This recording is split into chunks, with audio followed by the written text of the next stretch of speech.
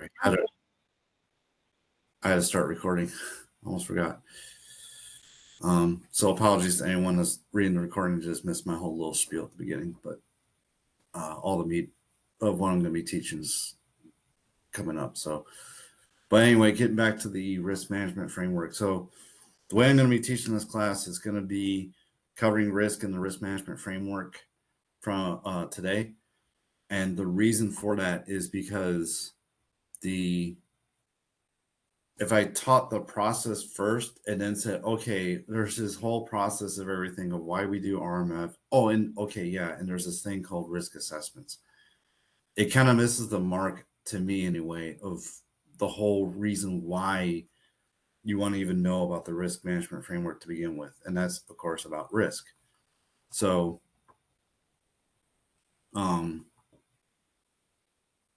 that's how I'm going to teach it. It's going to basically starting out with the risk management framework and risk assessments and kind of some of the theory, etc.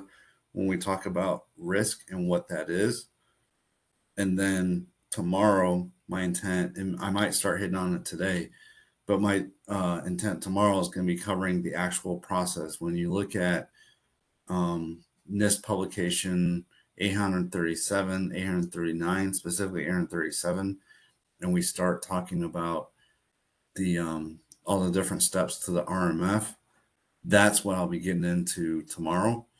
And then after that, I'll start hitting NIST 80160. And that is because from when I took the CGRC exam, they hit on RMF and they also tied SDLC in the context of RMF. So I'll be covering a bit of the 80160. The one publication I don't think I'm going to cover a whole lot is the NIST 853.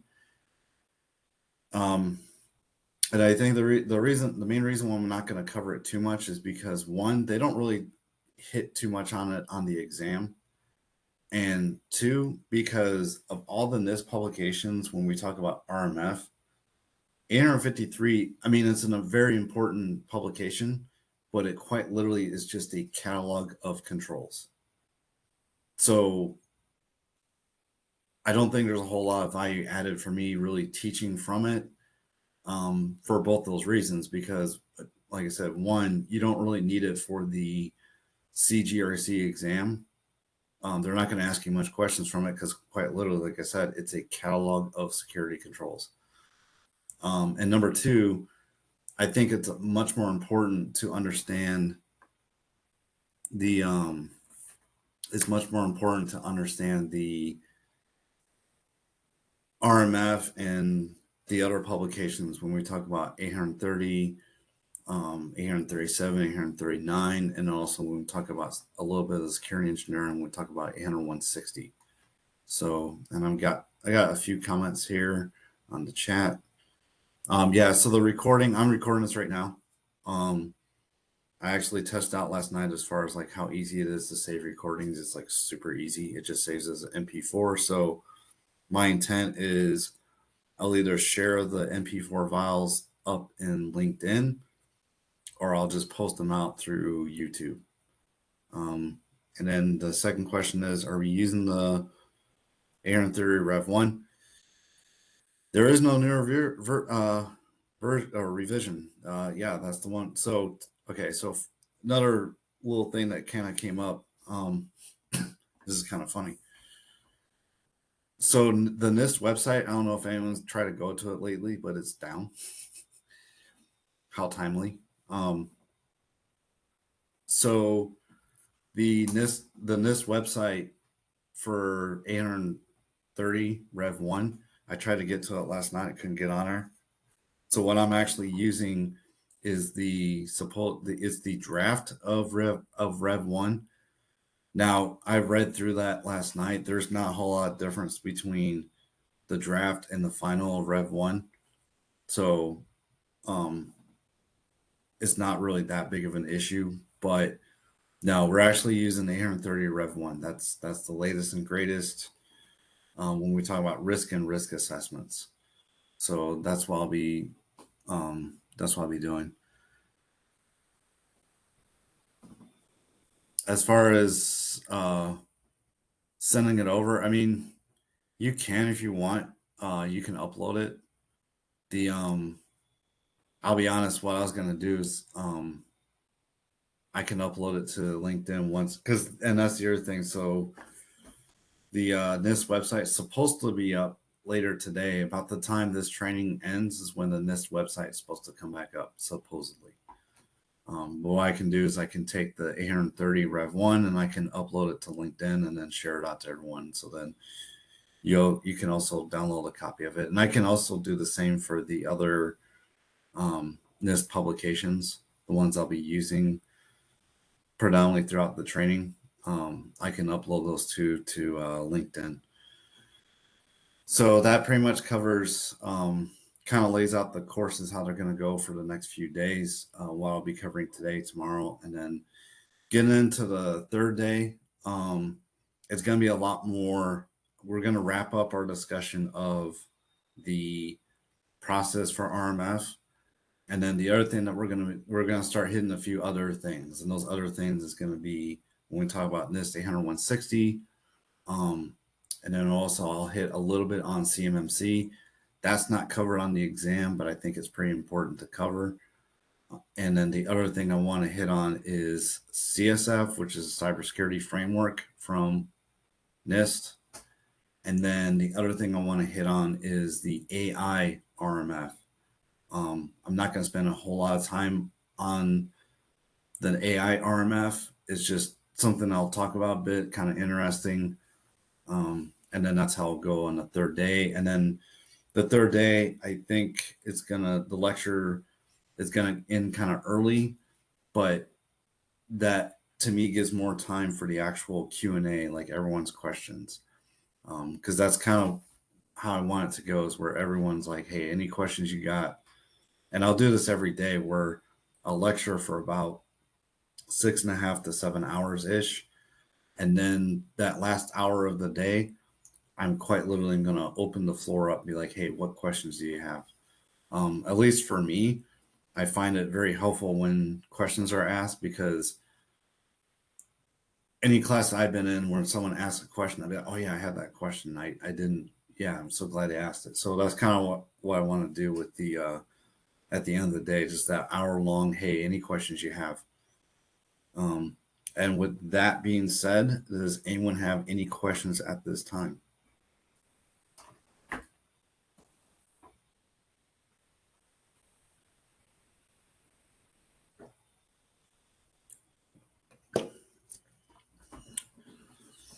All right, with no questions. Oh, and then the other thing is, I can't go for a straight 6 hours. So we're gonna have 10-minute breaks. I think the first break will be coming up in about half an hour. We'll take a 10-minute break, and then pretty much every top of the hour we'll take a 10-minute break. All right. So with no questions, we'll start diving into it. All right. So if anyone's had a chance to read the study guide, they'll pretty much know what I'm going to cover for today. But like I mentioned, we're gonna be talking about risk. What is risk? How you assess it? What does the RMF think you need to know about risk? Pretty much what NIST thinks you need to know about risk, and so forth. So, with that being said, we're going to start with talking about risk. Now, where I want to go in this publication is we're going to start with the way they lay out this publication. I don't quite agree with. I think it's more important that everyone understands what risk is and risk actions, and then we'll start talking about how you actually manage risk. Let's see here. They really talk about it here. Oh, no. Actually, I think I don't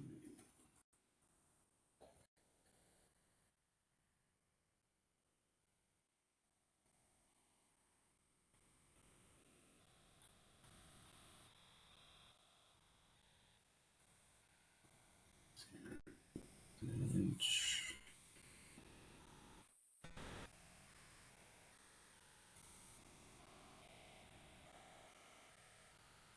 So when you look at the study guide, the first thing I talk about in there is I start going into risk and what is risk. So in a nutshell, what is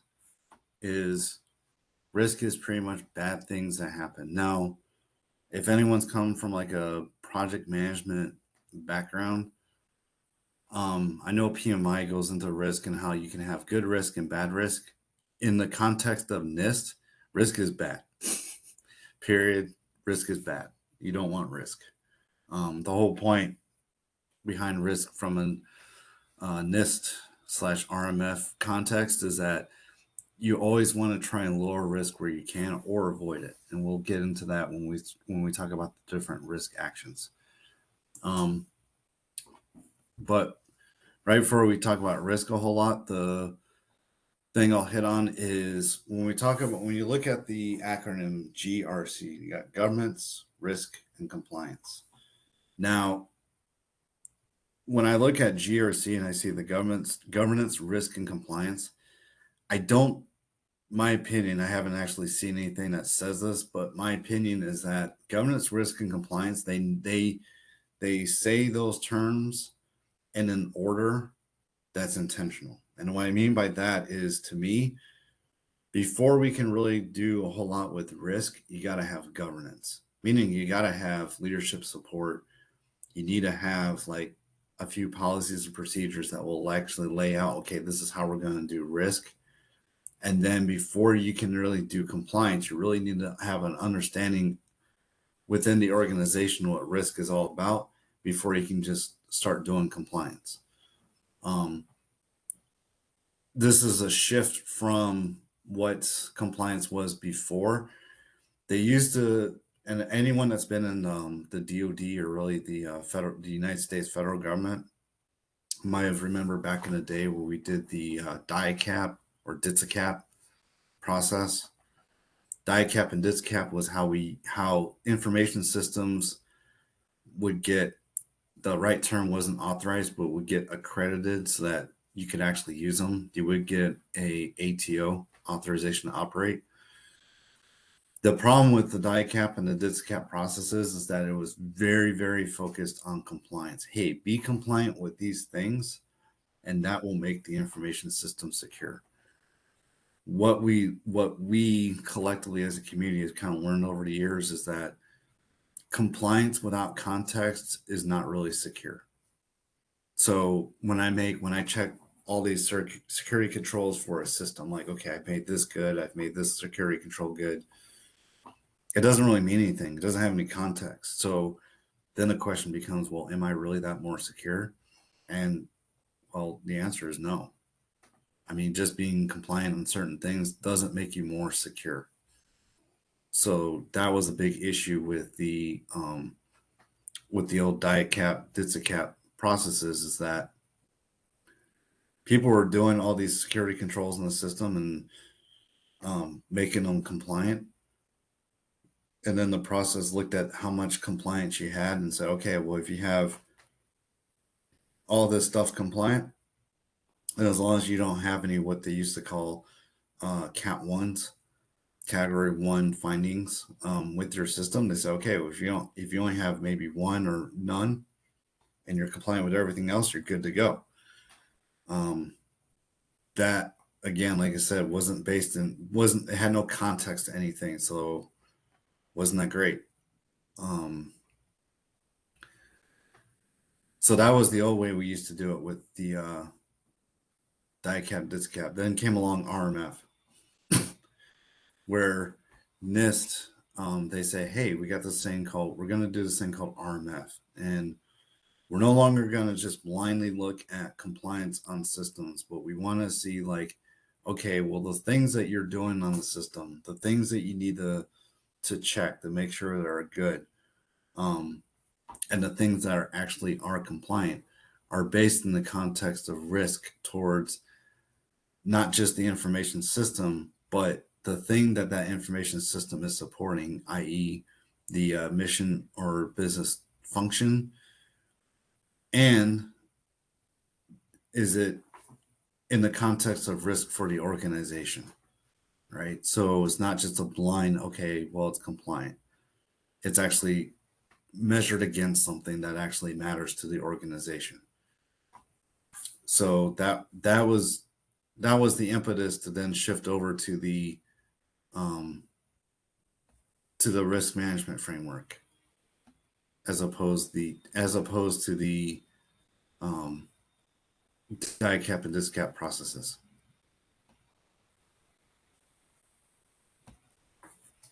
So going forward from there, when we start talking about risk,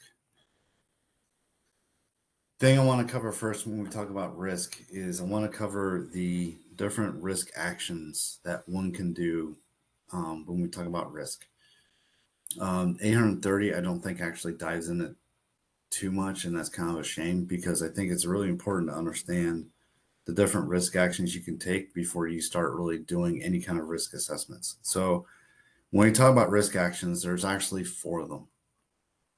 The 4 risk actions that are possible is risk avoidance, risk transference, risk mitigation, and risk acceptance. So what do all those mean? Okay, so we'll start with the first one, risk avoidance. Risk avoidance, you look at study guide, I put up some pretty good examples in there for the different risk actions. But the example I use for risk avoidance is, say you're going on a holiday to Mexico, right? At least if you're like in the mainland US, there's different modes of travel that you can take to get to Mexico. You got 3 of them, well, 4 you technically, but really 3 is what I put in the study guide. You got flight, you got rail, you got car, right? So when you're planning out your holiday and you're looking at the different modes of travel that will get you down to Mexico, and you're like, the one threat that could seriously hamper my plans with flight is inclement weather, right? So you look at that threat and you determine, you know what, I don't even want to deal with the risk of that flight getting canceled, etc., from inclement weather occurring. So I'm not even going to use flight as my mode of travel. I'm going to be looking at car and rail, right? So by completely avoiding that mode of travel, you're doing risk avoidance. All the threats that could occur with that mode of travel, it doesn't matter to you. It's not even a risk anymore because you're completely avoiding it. So when we look at cybersecurity and taking that concept over to cybersecurity, one of the best examples I can think of is you have inside of an information system, you could have, let's say, a email server, right? Well, there's a lot of risk that comes with having an email server. You have to have certain ports opened. There's a lot of additional patching that has to occur. There's a lot of things that have to occur when you have an email server within your information system. So you could look at that and say, you know what? I really don't want to deal with all the risk that's going to occur with that. I can easily offload my email to somewhere else. Or I might not even offer email altogether. We'll do that somewhere else. By doing that, by not including that server inside of your information system, all the possible threat and the attack surface and everything else that can occur with an email server, you're completely avoiding. It doesn't. You'll be like, you know what? I'm not even going to install it. I'm completely avoiding the risk. That right there is risk avoidance. Risk avoidance is the only risk action that you can take where literally your risk can go down to 0. I know some of the other risk actions you might hear people say, well, you can actually bring it down to 0 with mitigation. I disagree. If the risk is there, the risk is there. It might be lowered from doing mitigation, but it will never be zero, unlike risk avoidance, which will be zero.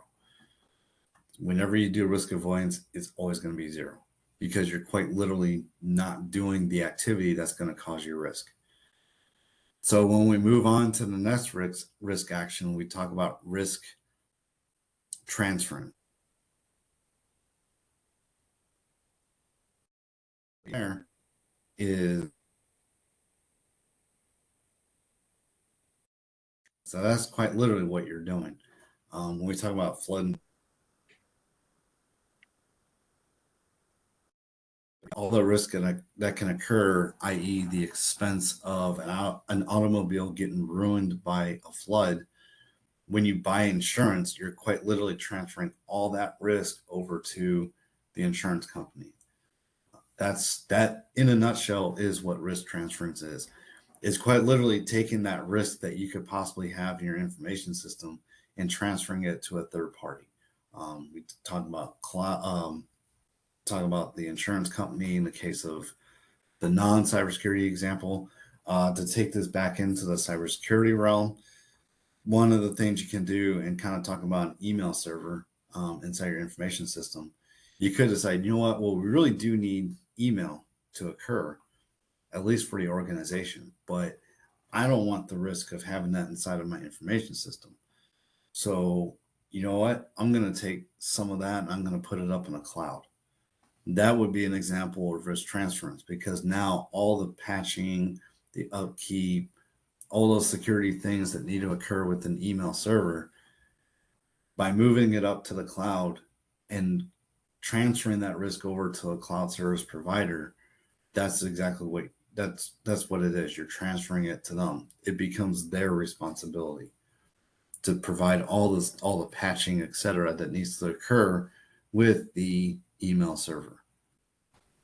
So that basically covers risk transference. The next one is risk mitigation. So when we talk about risk mitigation, it's kind of what the name implies. You're mitigating. You're trying to lower down the risk that's going to occur with your information system, i.e., patching, etc. Like I said, it doesn't, nor will it ever bring your risk to zero. You do risk mitigation, you're going to lower your residual risk. You'll never bring it all the way down to zero. Because you're doing an activity that inherently has risk associated with it. Risk mitigation doesn't mean that you're stopping the activity, but you're quite literally putting controls in place that will lower the residual risk of doing that activity. So I know a lot of people do tend to get tripped up on that when they think, oh, well, mitigation, I'm completely lower I have no risk. And it's like, no, that's not true. You always have risk. It's just lowered. It's at a lower level. And we'll talk about this a little later, but generally speaking, when you do risk mitigation, you're trying to bring your residual risk down to what's known as the risk appetite for the organization, meaning what risk is the organization comfortable with having left over after you've done your mitigation. And we'll kind of hit that more when we start talking about risk appetite and also when we start talking about doing risk assessments at the organizational level. But risk mitigation, it lowers it down to an acceptable level. And that's basically what risk mitigation is.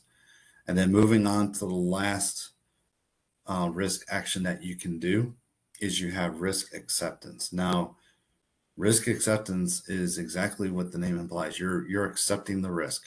You're not pretty much doing risk acceptance. Excuse me. Doing risk acceptance is not doing any of the other risk actions. You're not avoiding it. You're not transferring it. You're not mitigating it. You're quite literally saying, you know what? I am fine with the way it is. I'm just going to accept the risk. A good example, and I think I put this in a study guide where I said, kind of using the same holiday example to Mexico. I said, in that instance, a good example would be like you're looking at flight as a mode of travel, and you look at the weather forecast and you say, you know what, the likelihood, and we'll get into likelihood in a bit, but the likelihood of bad weather happening, you look at the forecast and say, you know what, it's very low. So what that translates into is a risk of very low for inclement weather actually canceling your flight. And then you look at it and you say, you know what? It's very low for the risk. I'm not gonna avoid it. I'm not gonna do any kind of mitigation. I'm not gonna do any kind of transference. I'm not gonna buy like insurance for the ticket or anything like that. I'm fine with just buying a ticket and just accepting the risk. That's what risk acceptance is. Again, what I just mentioned about risk mitigation, when we talk about, hey, trying to get that residual risk down to an acceptable level that meets the risk appetite for the organization, it's the same thing that you do with risk acceptance. If you've done a risk assessment on something and you determine that based on the likelihood and the impact of that risk of that thing occurring, um, and then you determine, hey, the risk from that is very low. A lot of times organizations will say, you know what, we'll accept the risk. Sometimes not. It might be a specific thing in their risk appetite where they're like, no, we don't want any risk there at all. None. Any of that, we want to avoid that. That can happen. But generally speaking, when you do risk acceptance, you're accepting a residual risk on face value as is. You're not doing anything else. That's it. That's what you're doing with risk acceptance. Now, you'll notice I went in a certain order when we talk about the risk actions. There's actually a very good reason for that, because when we talk about the steps to the RMF tomorrow and the different steps therein, these risk actions actually line up to those steps, and I'll show you what I mean tomorrow when we start talking about the different steps. But yeah, that basically covers the entirety of risk and what risk is all about and the different risk actions that can occur. Does anyone have any questions on risk or risk actions?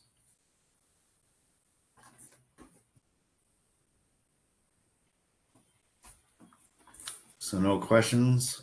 Then we'll go ahead and start diving into how do you actually calculate risk. So as I just mentioned, there's you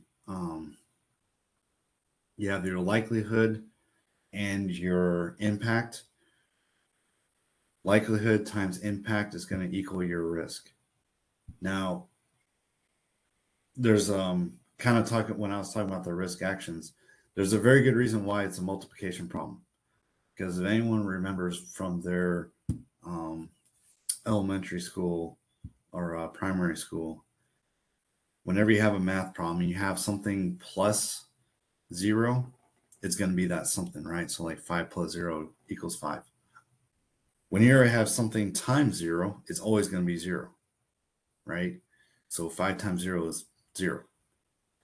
So the fact that the risk equation is a multiplication problem is quite intentional, because what they're trying to show you is that if you're doing when you're doing a risk assessment and you determine that the likelihood is 0, or even if the impact is 0, it's going to be 0. You don't have risk. If any of those numbers have any value there, you're going to have some risk. And what that is all, of course, going to depend on the different factors that are being factored into that calculation of risk. But when we start talking about the how you actually figure out risk, this is where I'm going to really start diving into the 830. So, right, so I don't go in the specific order that 830 goes into, because I think it's very important you understand the risk first, and then we'll start talking about the other things about framing and all that fun stuff with the organization.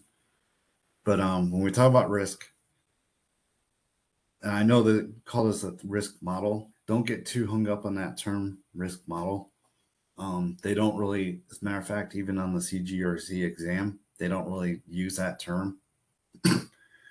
They will talk about doing risk assessments though. So when we talk about, hey, how do I actually figure out my risk?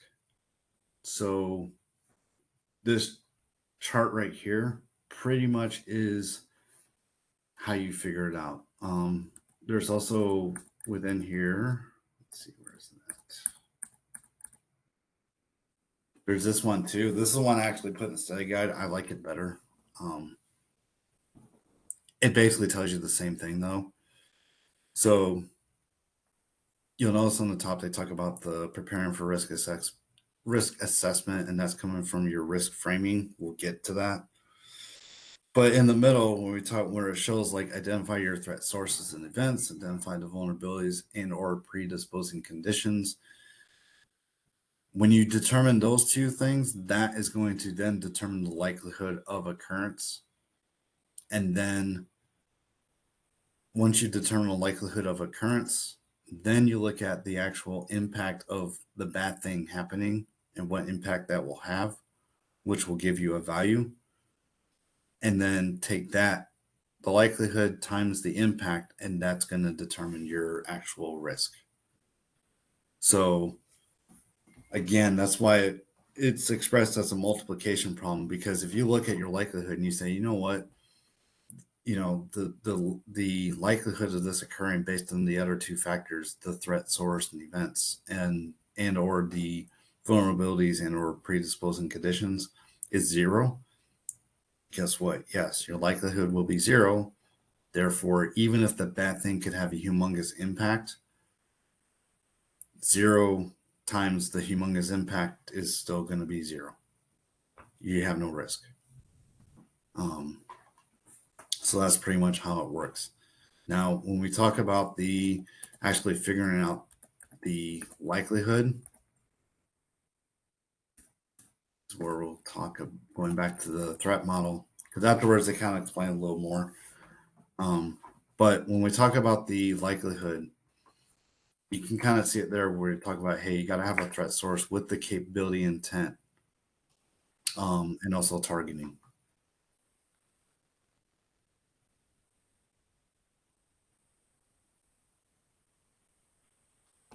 So the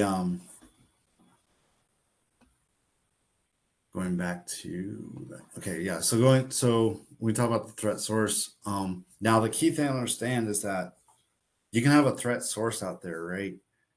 And you can have a threat source that has all this capability or intent or targeting, but if you don't have the vulnerability even there, there's nothing for that threat source to do anything with, right?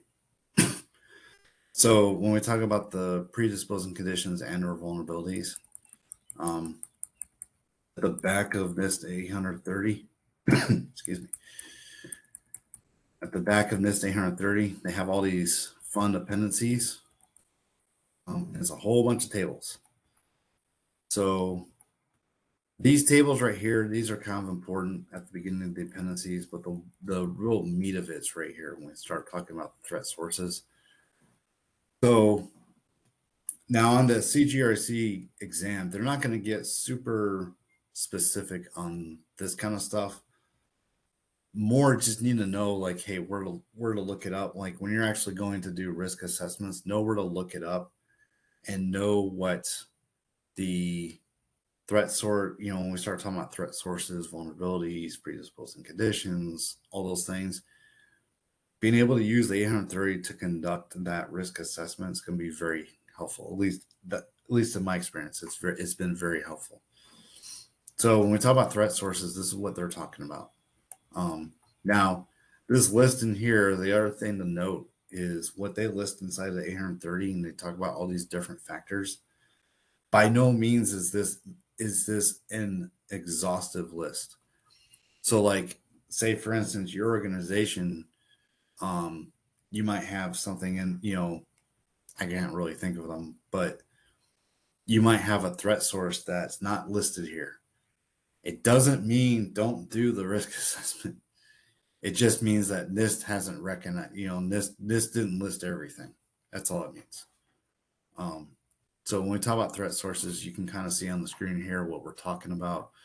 These could be adversarial, these could be accidental, structural things. We're talking about, a bad actor, cyber actor, or we're talking about, flooding, natural events, all those fun things, right? That is a threat. Any of those could be a threat. So, and I'll get into scoring in a bit. It's not real important to understand scoring right now, but those threats, um, those turn into what's known as threat events. Now, when we talk about the likelihood, that's what you're trying to see the likelihood of is the actual event occurring, right? Again, the list that they show here in this appendix is not an exhaustive list. So if you come up to something when you're doing a risk assessment and you're like, hey, I didn't see it on the list inside of NIST, it doesn't mean it doesn't occur. It doesn't mean don't do a risk assessment. It's just they didn't list it, and that's fine. But this whole list right here in this appendix is basically what NIST to say, hey, these are the events that you could really use as a baseline or a guidance when you're trying to figure out, okay, what thing's going to be likely and what could actually cause me risk, right? And like I said, it's a pretty long list. I obviously am not going to read all this. I will share out the 830 so that everyone can read it and see what all the possible threat events are. Excuse me. But the this table here is interesting because it kind of lays out when we talk about likelihood, it says, okay, here's your threat source. Here's the threat event, right? Threat source is going to cause your threat event. And this right here, and like I said, I'll get more into scoring when we talk about risk, but these are ways to kind of grade the actual factor. Like I said, there's different factors, but these tables in here inside of 830 will actually tell you what scoring you should put for each of the factors as you're doing your risk calculation. And like I said, it is straight up a math problem. I know they talk, we'll get into it a little bit when we start talking about quantitative, semi-quantitative, and qualitative risk assessments. One's numerical based, one's text based, but this right here just kind of provides guidance on how you actually determine the values when you're actually doing your risk calculations. And then getting into, so then this table covers different vulnerabilities. It's a big list again. Same thing I said with the other ones. If you don't find on this list, never fear. You can still do a risk assessment. The bottom line is that all these come together, and as you look through the tables, and I've done it too. Whenever I've done risk assessments, I look through the tables. I figure out my different factors. I look through the tables, especially when we talk about the like this table right here has your ranking that you can use for figuring out the actual value for the pervasiveness of a predisposing condition as you're doing the risk calculation. These tables will help you kind of figure out the math, and then you just basically do the math. And then when you get to the end of the equation, especially when you get your likelihood times your impact, that's going to give you a value, and you can take that value, map it back to the table, and that's going to tell you your risk. Inside the study guide, I put a table in there that actually lists out the different scales that you could possibly be using for talking about quantitative, semi-quantitative, or qualitative, and what those are. Qualitative, usually the way it works when we talk about the different scaling for risk is you're going to actually figure out like the numeric value, and then when you're telling leadership about what a risk of something is, you're going to take that numeric value and you're going to turn it to an actual qualitative value, a text value, right? So you'll do all the math with the numeric values. You're going to get a final risk. We'll say you get a final risk of 75, right? As a numeric value, 75. That's going to be a moderate. So when you go to brief that to someone else or try to tell, when you communicate that risk to someone else, you're not going to, it's not real useful. I've been there. It's not really useful when you tell someone, yeah, the risk is 75, and they'll be like, what are you talking about? Well, when you say, hey, the risk is moderate, oh, okay, got it. The risk is moderate, right? I hope that makes sense. I know it kind of pushed through the actually figuring out risk, but all this discussion when we talk about risk and actually being able to calculate the risk, the CGRC exam doesn't go super deep into actually figuring out risk.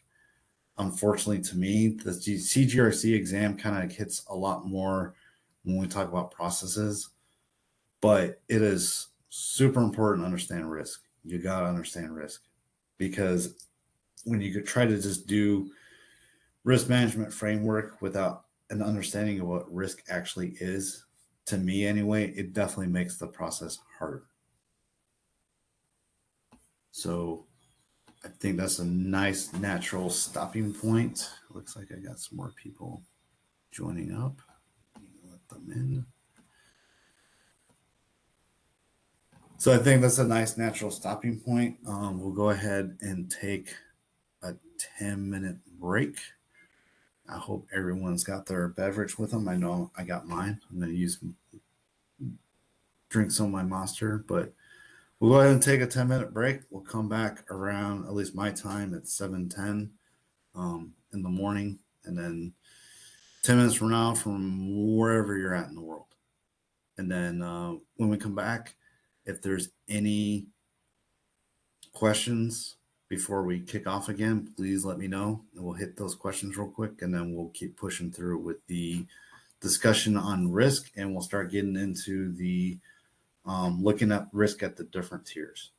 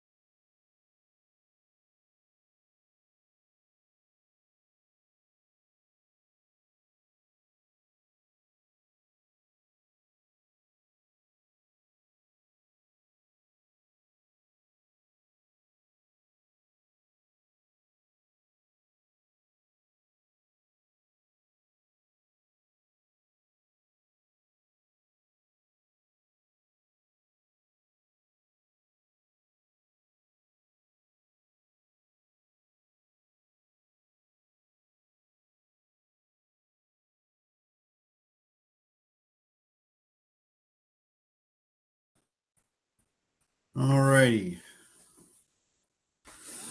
Hope everyone enjoy the 10, a little more 10, 12-minute break.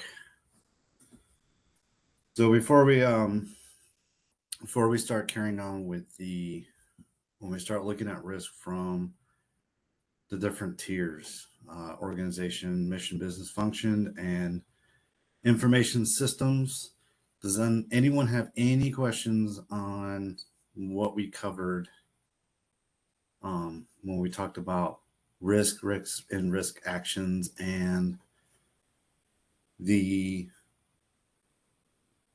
different factors that go into making that risk calculation?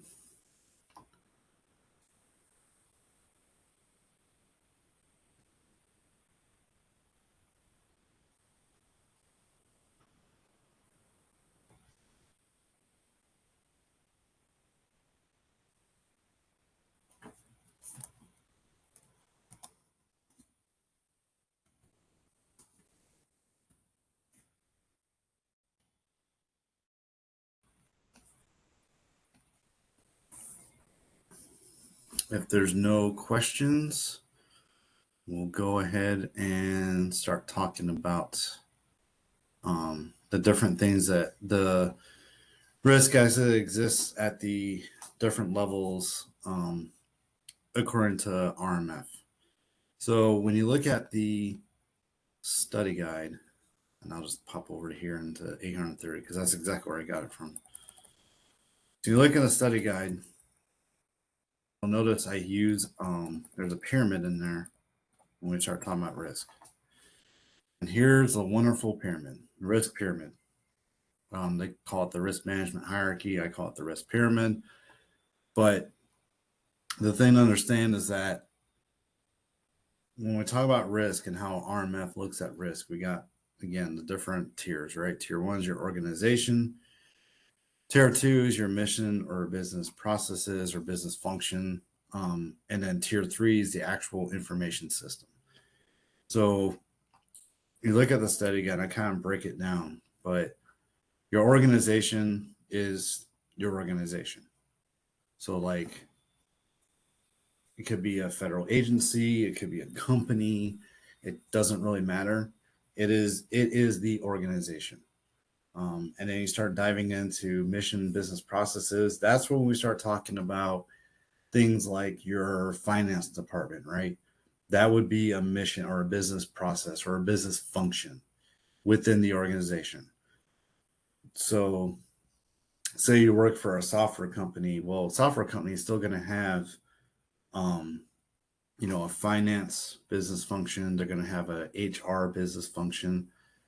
But the primary business function for that software company, of course, is going to be making software, right? And this is true for any other organization you look at. When you talk about, say, a car manufacturer, same kind of thing, right?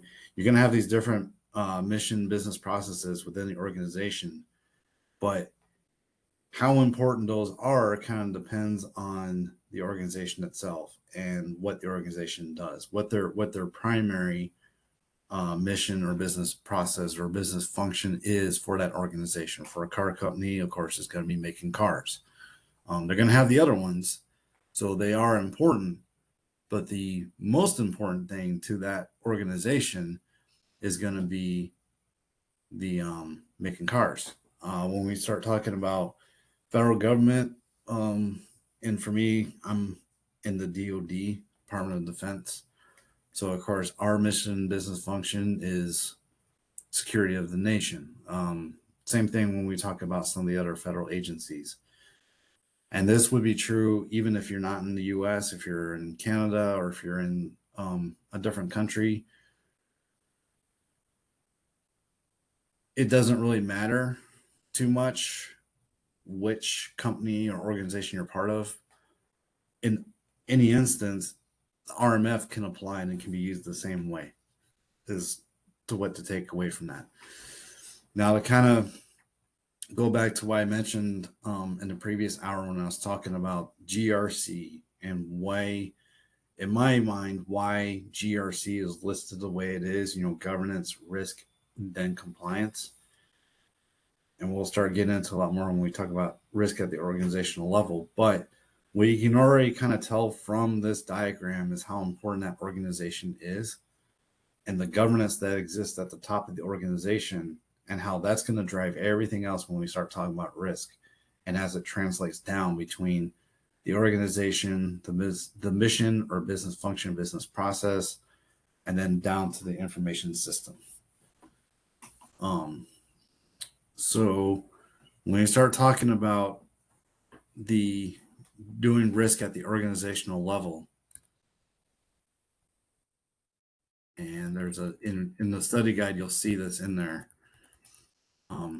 Actually, like I said, I don't go in order of the 830 because I think the way they lay it out is kind of backwards in some instances. But when we talk about the risk at the organizational level, so you'll see this chart that I put in there.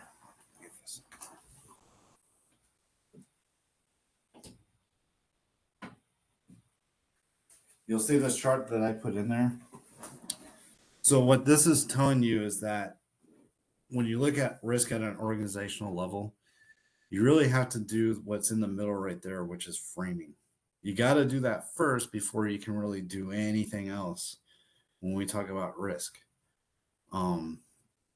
Specifically, when we talk about, when you do a risk assessment, when you do risk response or risk actions, and when you do the risk monitoring, all of that's got to be laid out when you do the risk framing for the organization. And we'll hit on it tomorrow when I really start getting into the different risk processes, or the processes, the steps inside of the RMF. But the thing to take away from this is when we talk about risk framing is, like I said, it's giving the base for the organization. One of the key documents that comes out of when you do risk framing is known as a risk management strategy. And the reason why that's a very key document is very important because that document is going to lay out quite a few things. One of the most important things it's going to lay out is actually going to lay out what's known as the risk appetite for the organization. So in the risk management strategy, when you do this risk framing, when you start laying out the actual risk appetite for the organization, you're going to, and again, it all depends on the organization, but you're going to start laying out things like, hey, we're really concerned with any kind of risk that occurs from, we'll say, a natural disaster, or we're really concerned with any kind of risk that could occur with the loss of privacy information, right? Now, the risk to privacy information, that's probably important to everyone, but it's probably more important to certain organizations that deal with a lot of privacy information. That's the kind of stuff that will get looked at when you do the risk framing for an organization. You're going to lay those things out and be like, okay, you know what? We really are concerned with that kind of risk occurring. So our risk appetite for that thing occurring is going to be, the appetite itself is going to be low, meaning you don't really want to risk anything higher than low. A risk of moderate or a risk, especially a risk of high, is not going to be acceptable to the organization. But again, that gets laid out when you actually do the risk framing activity. And then the other thing that gets determined by the that risk management strategy is how you're actually going to do a risk assessment and how you're actually going to monitor the risk, right? So one of the things that could be laid on a risk management strategy is it could be, hey, we want to look at risk every 6 months. Some organizations might say, hey, we want to be monitoring the risk every month. We want to take another look at our risk and see if we have anything that's unacceptable or exceeds the risk appetite for our organization. And then the risk assessment, that again also gets addressed by your risk management strategy because it could have in there, hey, this is the specific process you need to use whenever you're doing a risk assessment. Now, NIST 830 lays it out pretty good of the actual like process of how you would do a risk assessment. But I do know for DoD anyway, we use kind of it's based on 830, but it's like a cut down version of it. It's kind of simplified. And that was the decision that DoD made, and they said, hey, got what 830 says, but that's a bit complicated for our needs. We're going to simplify it down so that we can do more uniform risk assessments. Again, that's something that's dependent on the organization itself, and it gets determined when that organization does the risk framing for the organization. So that covers when we look at risk from an organizational standpoint. Do you do a risk assessment at the organizational level? You absolutely do. And what happens is when you do the risk assessment at the organizational level, that's going to drive when you do a risk assessment at the mission or business function level. And then those risk assessments are going to drive what risk assessments you do at the information system level. So you can kind of see how it follows that pyramid where it kind of starts at the top and gets communicated down. But the other thing that happens too, you see on that pyramid where you got an arrow that goes down and got an arrow that comes up. Well, what happens is as you're doing these risk assessments at the different tiers, starting at tier 1, going down to tier 2, and then going down to tier 3, when you get down to tier 3, results from those risk assessments will get communicated up. It could cause a reassessment at tier 2, which could cause a reassessment at tier 1. Anyone have any questions on that?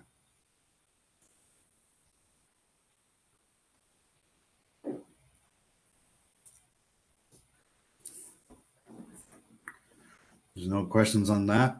And then we'll start looking at doing risk assessments down at the mission business function.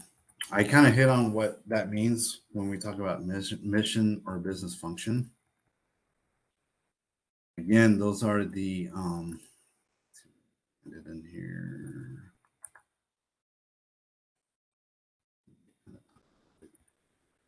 So this is actually another good diagram. Kind of talks about what I just talked about with the risk framing. They kind of break down what actual risk framing is, and you can see right here where the risk frame occurs, which will determine your risk management strategy, which, like I was mentioning, can and does determine your risk assessment methodology. And then it kind of breaks down from there where we talk about the risk model, the assessment approach, and the analysis approach. On the CGRC exam, they don't really get super deep into this, especially at the organizational level. From when I took the exam, I took it October of last year, around that time. They didn't get super deep into this. They did mention about it. They also kind of mentioned about it when they asked questions about the different steps of RMF and like when you would do different things. But I think it's very important to understand this, especially when you actually are going to apply the RMF at your organization. If you're going to apply it at your organization, it's very important that you understand this part right here, because again, just like looking at that pyramid, what's done here is going to drive everything after that. If you don't get this correct,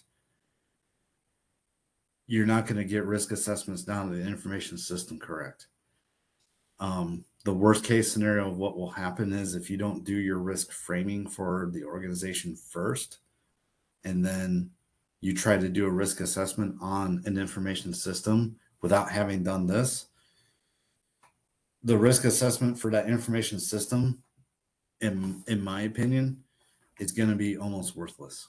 It's not going to have, the problem is it's not going to have any context. Because you're just, it's going to translate kind of to the previous problem when I was having the whole discussion when we're talking about being before, when we're looking at information systems and we're looking at just purely compliance and like, hey, you're compliant with these certain things, what ends up happening is you'll have the same kind of issue occur where, hey, I did a risk assessment on the information system, and it's like, okay, great, but what is that actually telling me? Right? Especially when you go to brief leadership on like, hey, here's the risk that I have on this information system. They'd be like, okay, but the risk on what? Like what? Like, okay, that's for the information system. Well, what does that mean to me sitting up at the organizational level, or even sitting at the mission or business function level? Excuse me. What does that mean to me? So that's why I like to go over this stuff, because I've seen a lot of people try to apply RMF only down at the information system level. And whenever I see it, I'm kind of like, well, okay, great, you did it, but what does that tell me? It doesn't tell me much. But yeah, this is going over the tier one when you're doing the risk framing for the organization. This is kind of all the pieces that are involved when you're actually doing it. And the key takeaway from this is that these different things you see listed out here, the risk management strategy, the risk assessment methodology, are always known as a RAM, and then the actual risk assessment process. Those are all outputs that come from doing that risk framing. So when we get down into, again, you see that pyramid again, but when we get down into the tier two, again, everything you do up at tier one is going to inform everything you do down at tier two. Tier two, like I was mentioned before, is focused specifically towards the mission or the business process. Inside of organization, you have many, and again, it also kind of depends on the organization. But there's common ones you're always going to have. You know, you're always going to have your finance. You're always going to have your HR. Excuse me. And then you're going to have other ones from there. One of the key things they kind of mentioned in here, I don't want to get super deep into it, but one of the key things they do mention when we start talking about risk at the mission or business function level is what they call BCPs, or business continuity plans. Business continuity plans are basically, hey, we have a bad thing that happened. Okay, that bad thing happened. How do we keep our organization going? How do we keep doing our business mission or business function with that bad thing happening? Right. So when you're doing the risk assessment at the tier two, that has a pretty strong correlation over to when you do a business continuity plan. It also has a strong correlation over to when we talk about what's known as DRP, or disaster recovery plan. Those risk assessments are going to help determine how you actually build out your business continuity plan, and when you build out your disaster recovery plan. And it also talks about BCPs. You might also hear the term COOP, or continuity of operations. Doing the risk assessment at the tier two is going to drive how those plans are actually laid out and what's included in them. And that's also when we start getting into, if you've been around cybersecurity, where we start talking about, you know, warm site, cold site, hot site, all those different things. Doing your risk assessment is actually going to drive those requirements for what you need, right? So when you do a risk assessment at the tier two, you might say, hey, you know what? We have, after doing a risk assessment at tier two, I end up with moderate risk. Well, do I really need a hot site? Maybe I just need a warm site, right? The one thing, and I didn't mention at the beginning, but the one thing to kind of understand too when we talk about risk management. So yes, risk management is, as the name implies, is managing your risk. But what it really is it's talking about the being able to properly disperse out the resources that you have to the things that really matter. That's why we do risk management. That's why it's better than when we're just looking at compliance. because that was the missing piece from compliance. Was that compliance said, hey, you gotta do all these checks, and whatever, you gotta make all this stuff compliant. It didn't look at, well, what resources do you have to make those things compliant? Risk management allows you to now factor that in. Like, hey, we have only X amount of resources. After doing the risk assessments for what I have in my organization, and look at down all the way down to tier 3, going all the way up to the tier 1 and also at tier 2, what risk do I have? Okay, well, here's the resources I can use to perform risk actions towards that risk. So for instance, and we'll kind of get down into it when we talk about tier 3 information systems, but when you have a tier 3 information system, and say that tier 3 information system is a standalone, it's a training system, for instance, right? A standalone training system, meaning it's not connected to anything. But the key thing to take away from that is that if something bad were to happen to that information system, the impact is probably going to be low, which means that the risk is probably going to be low. So if you have X amount of resources, do you think you'd want to spend a lot of resources down at that information system where the risk is low? Probably not. It wouldn't be a wise investment. But say you have another information system, it's connected, and say your organization is we'll say a finance organization, right? And say it's a financial information system, and you do a risk assessment on it, and you say, hey, the initial risk assessment for that information system is sitting at a high. Well, finances are a gig, right? Finance is a thing our business does, our organization does. It's like one of the primary mission or business functions. If I see that my information system that's supporting my primary business function has a high risk, that's probably where I want to spend my resources at. Right. So that's why we shift to RMF. That's why it's very important to understand when we talk about all this stuff about risk. So looking at the tier 2, that's pretty much how it works when you're looking at the risk assessment at tier 2. That's what his focus is looking at those missions or business functions. Excuse me. And we'll cover it a little bit tomorrow too when we go through the different steps for RMF. But one of the things that does also occur at the mission or business function when you do the risk assessment at that tier is you do a bit of racking and stacking, right? So you look at all the mission business functions that your organization does, and after you've done a risk assessment, or actually right before you do a risk assessment, it'll help shape what the prioritization is going to be for all those mission or business functions.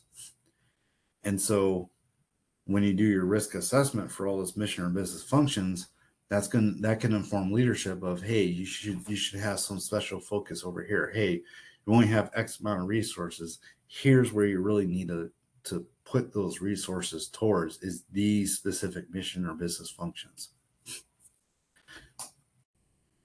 So that pretty much covers the tier 2.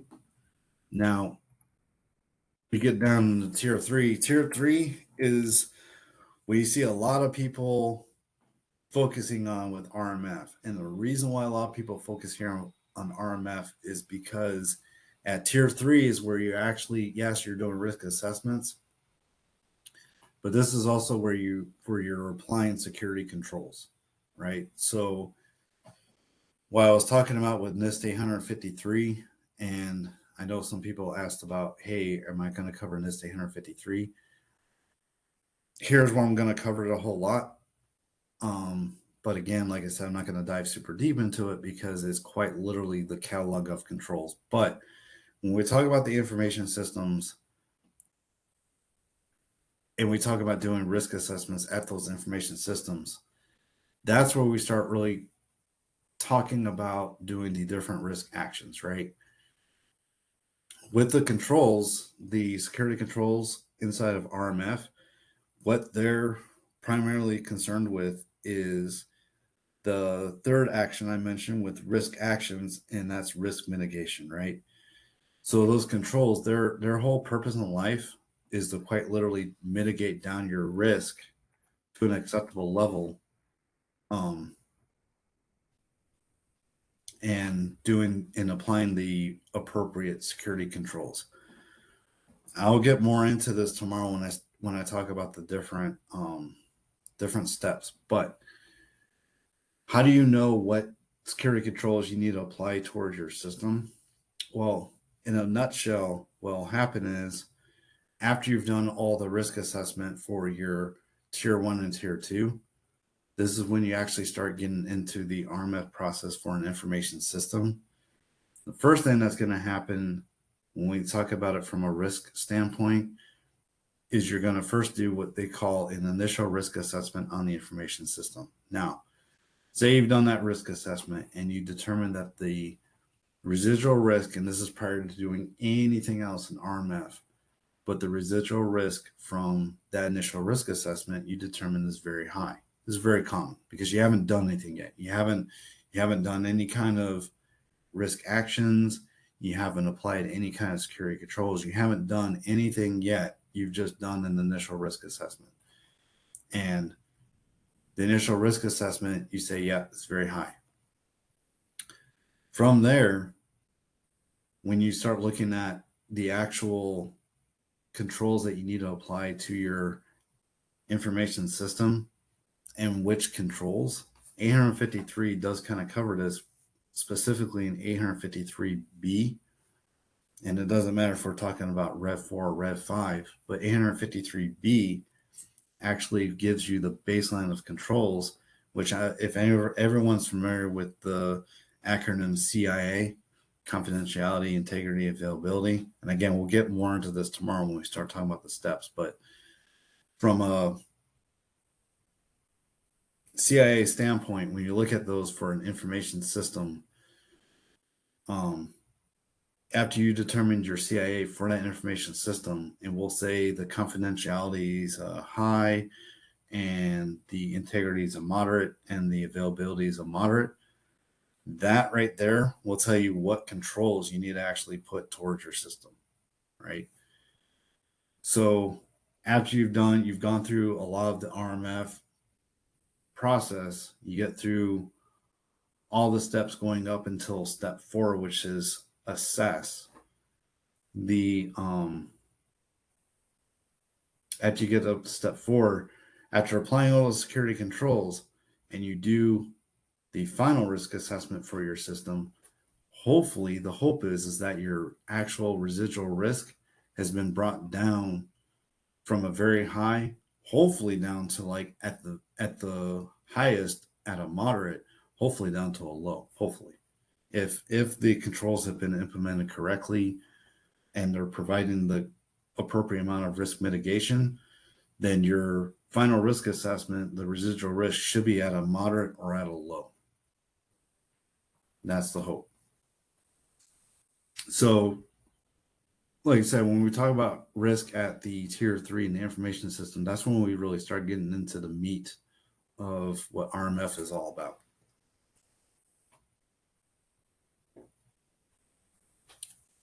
Does anyone have any questions on that?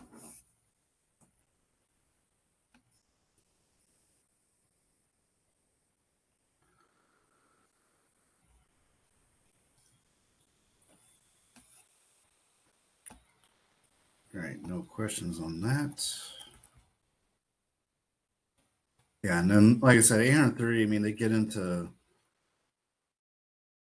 doing security control implementation, security control assessment, security authorization, monitoring. So they said, well, we can hit more of this when we actually get into the steps for RMF. But from doing risk assessments, that's what really matters the most when we start talking about it at the tier 3. Um,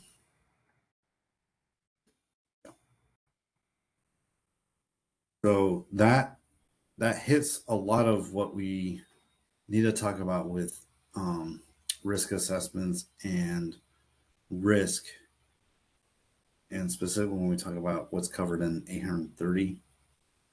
All this right here, like I said, all this is very important to understand before you really start getting into the risk management framework and all the different steps that are covered within the risk management framework.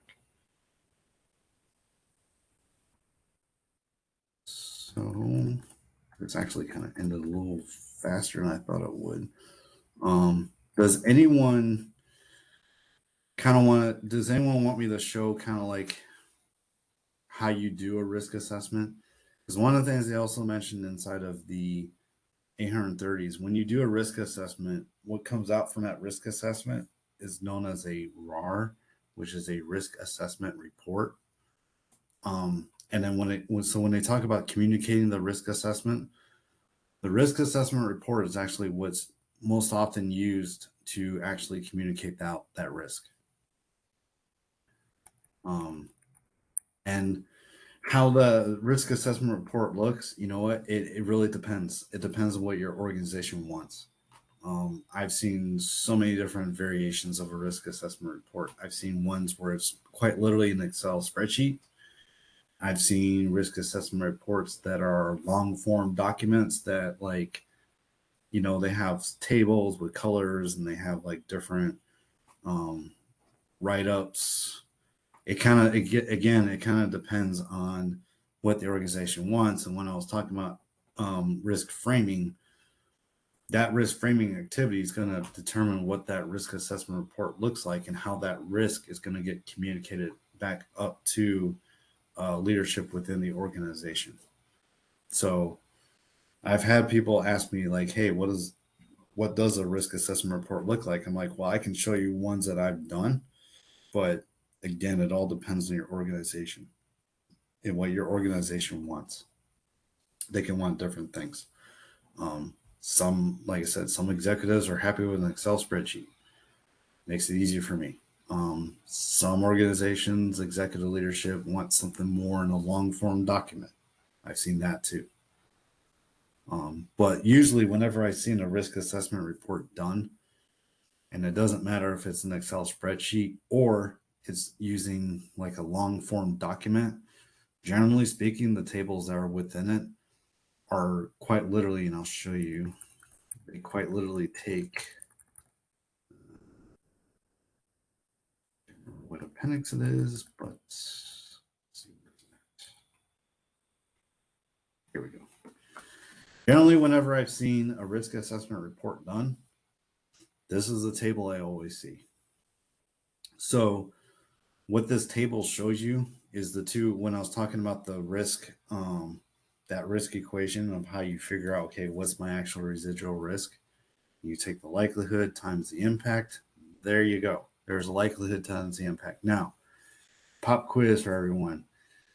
The values you see here, are we talking a qualitative, quantitative, or semi-quantitative risk assessment?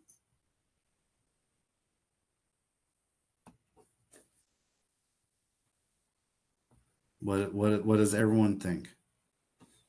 We take which type of risk assessment is being shown in that table? Is it a quantitative, qualitative, or a semi-quantitative?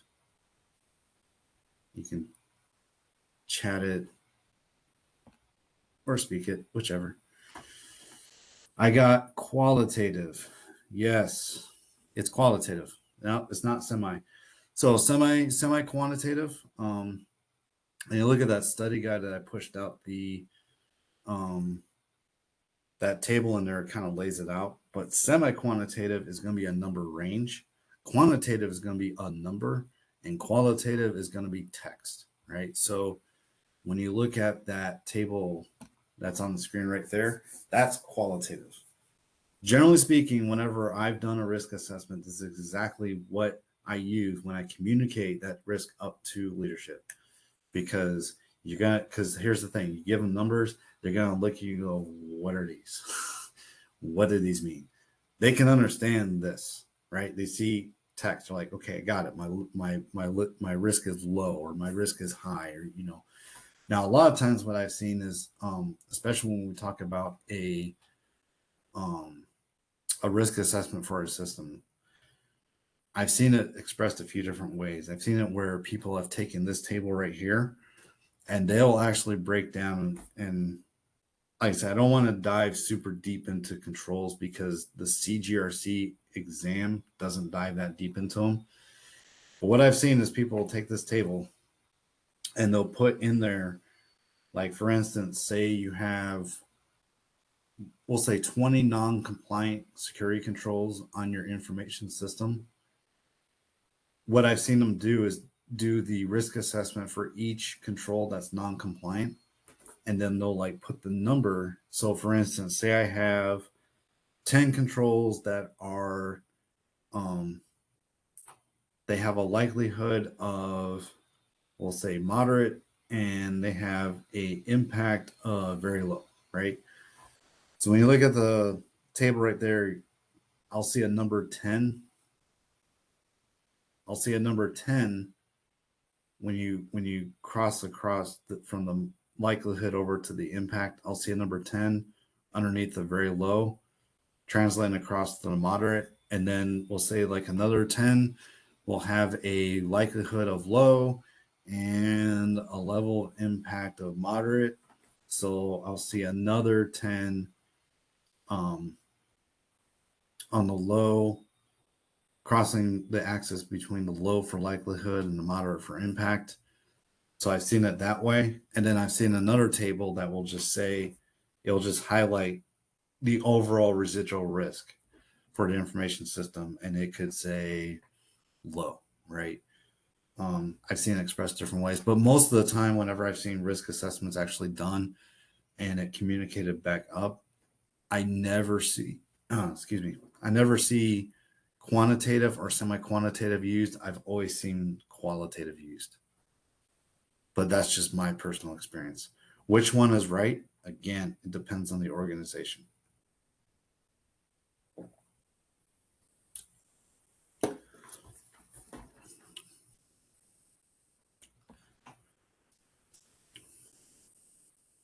So the question I have here, isn't qualitative more open to the interpretation of the assessor?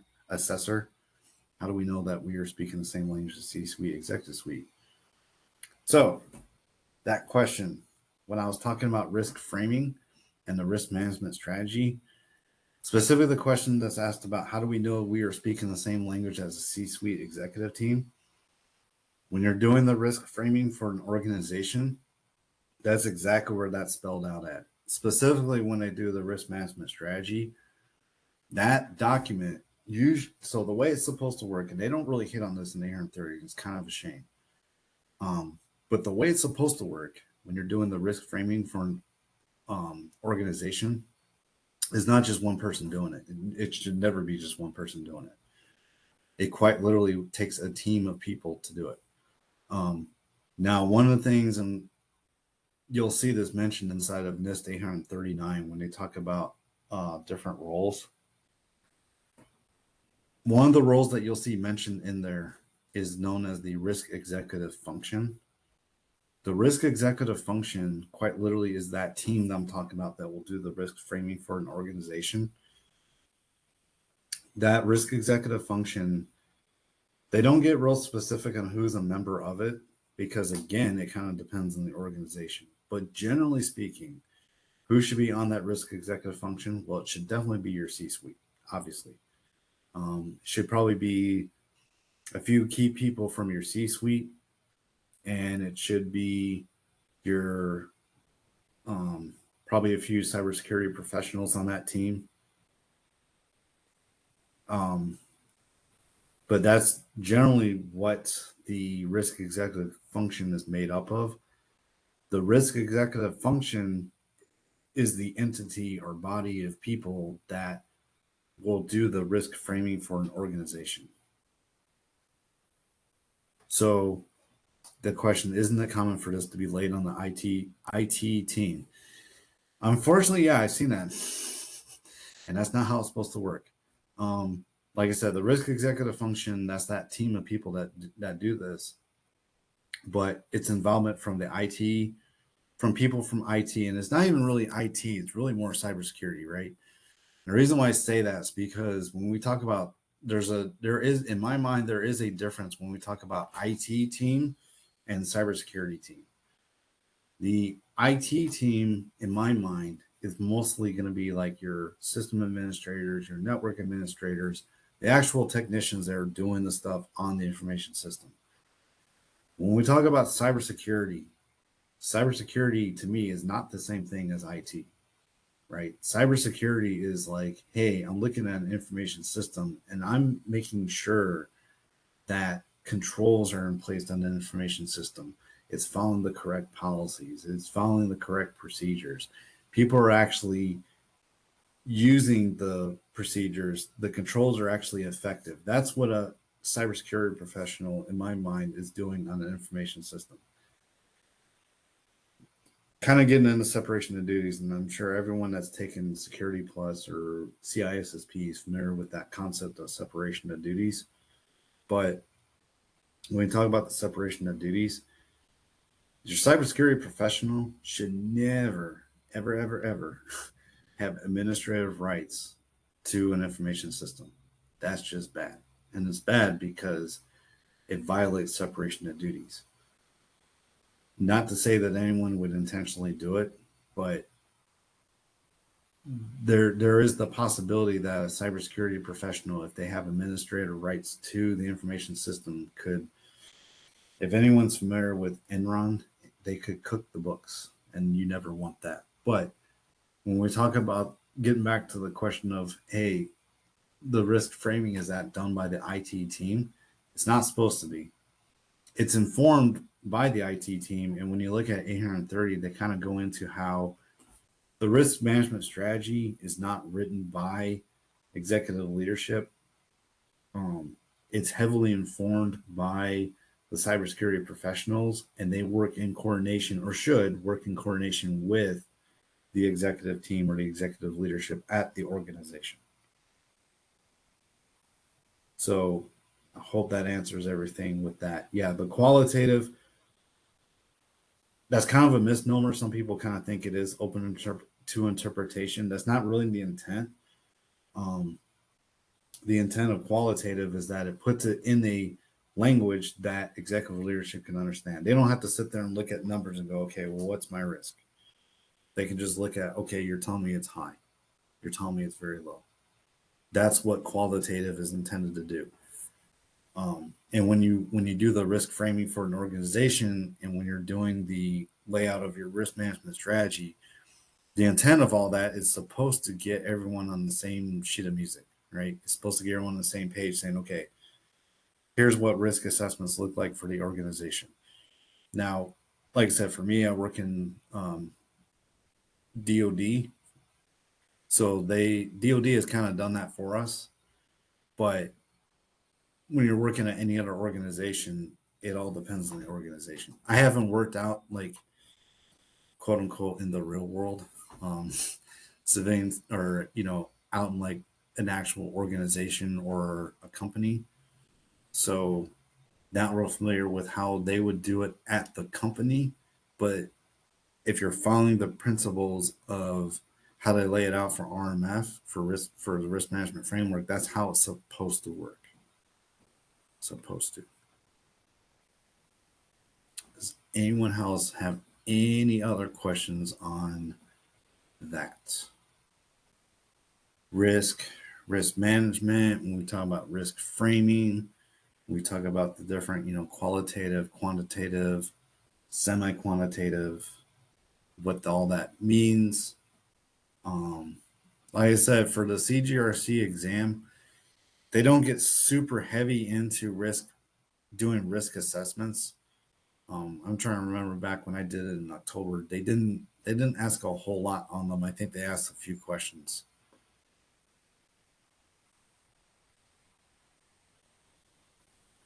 Yeah, so in an ideal world, a cybersecurity professional should not be a part of IT and should answer to the CEO as a check and balance. Yeah, you could say CEO. Actually, it wouldn't really be CEO. And we'll hit on this too when we talk about roles.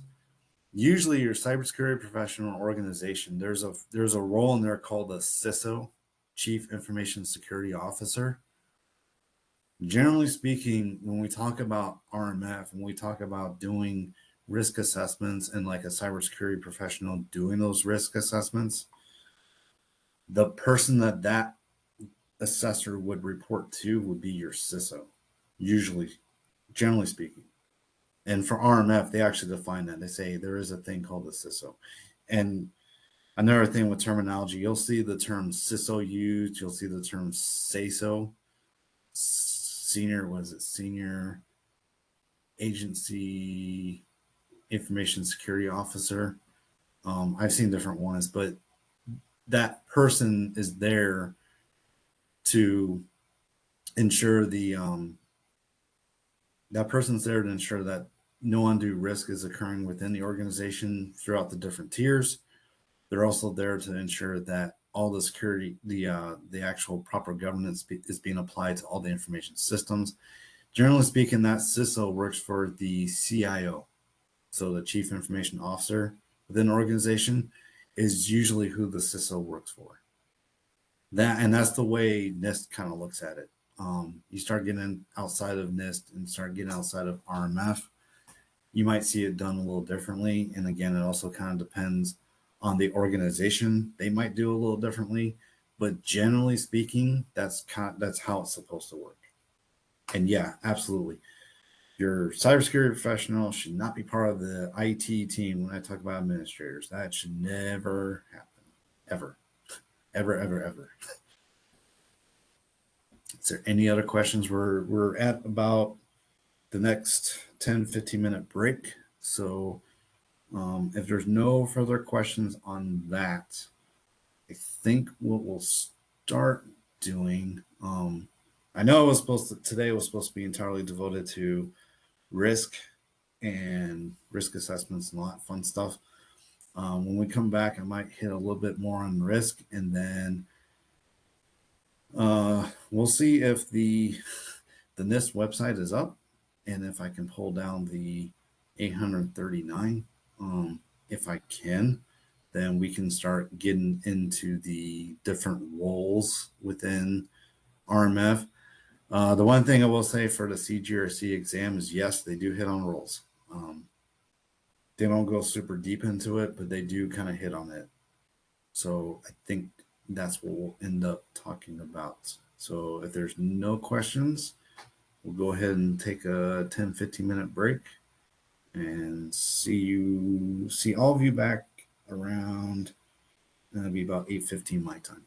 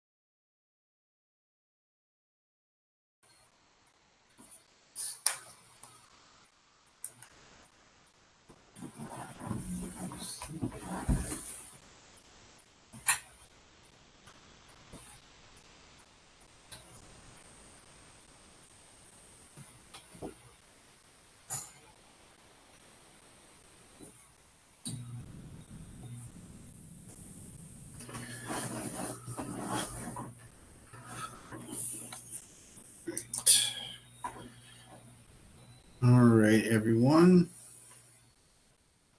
So I see there's no question here. Okay, would the new CMMC then prescribe CIO, CISO, cybersecurity roles so that organization does have an established separation of duties? Sounds like it would make sense to suggest a structure there for accountability. Yeah, so again, I don't want to get like super deep into CMMC just yet.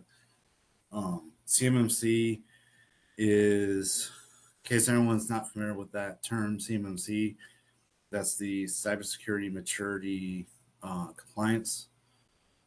What it's for is it's intended for organizations that want to do business with DoD, United States DoD. There's a certain level of maturity that organizations need to be at so that they will be deemed quote unquote mature enough to protect classified and what we control CUI or controlled unclassified information. It's CMMC is driven by yet another NIST publication, specifically NIST 800-171. But would CMMC prescribe that? Yeah, it actually does.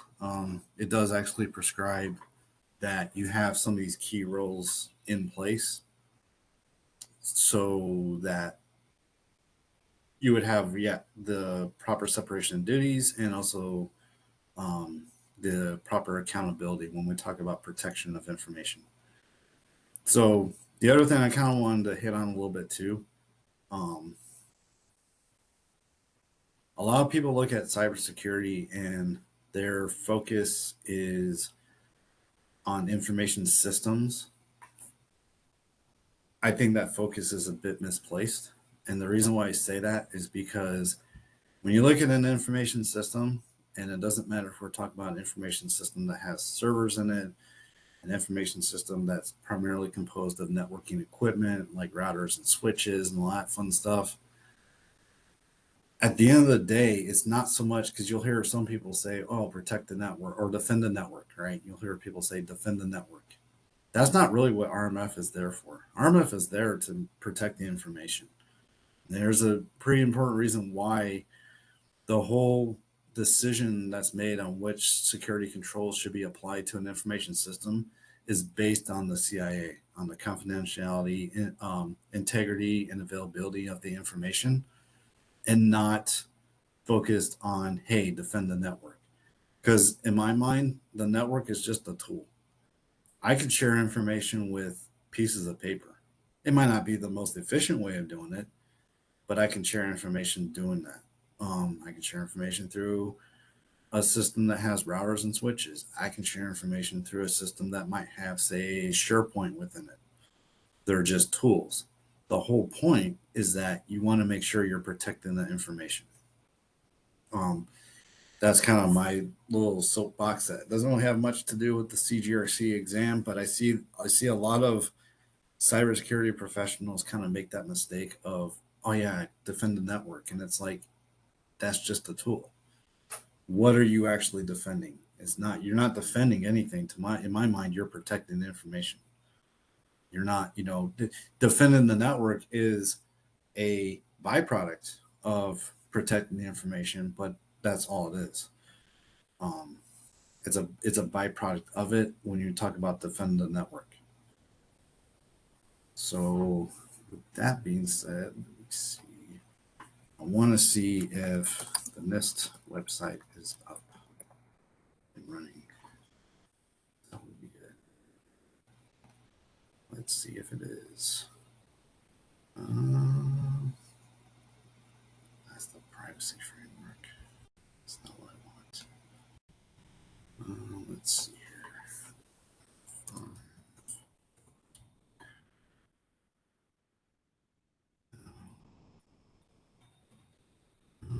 Let's see here.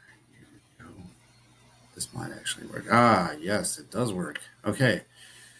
Well, then this website is actually up for some things. That's good.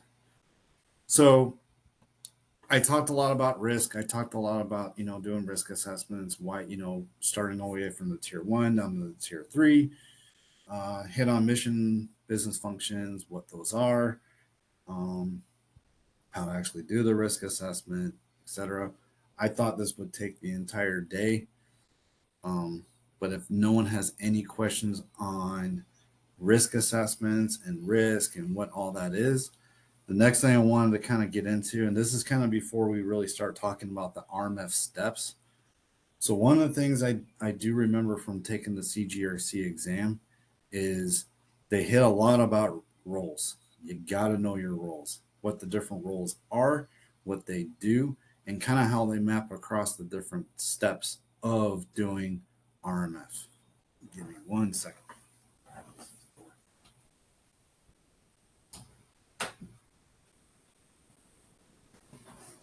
So, and like I said, the NIST website's actually up for this, so that's a good thing. We stop sharing. Let's see if it will. Yep, stop sharing that. And we will go to, where's it? Here we go. Problem presentation. All righty. Can everyone see that?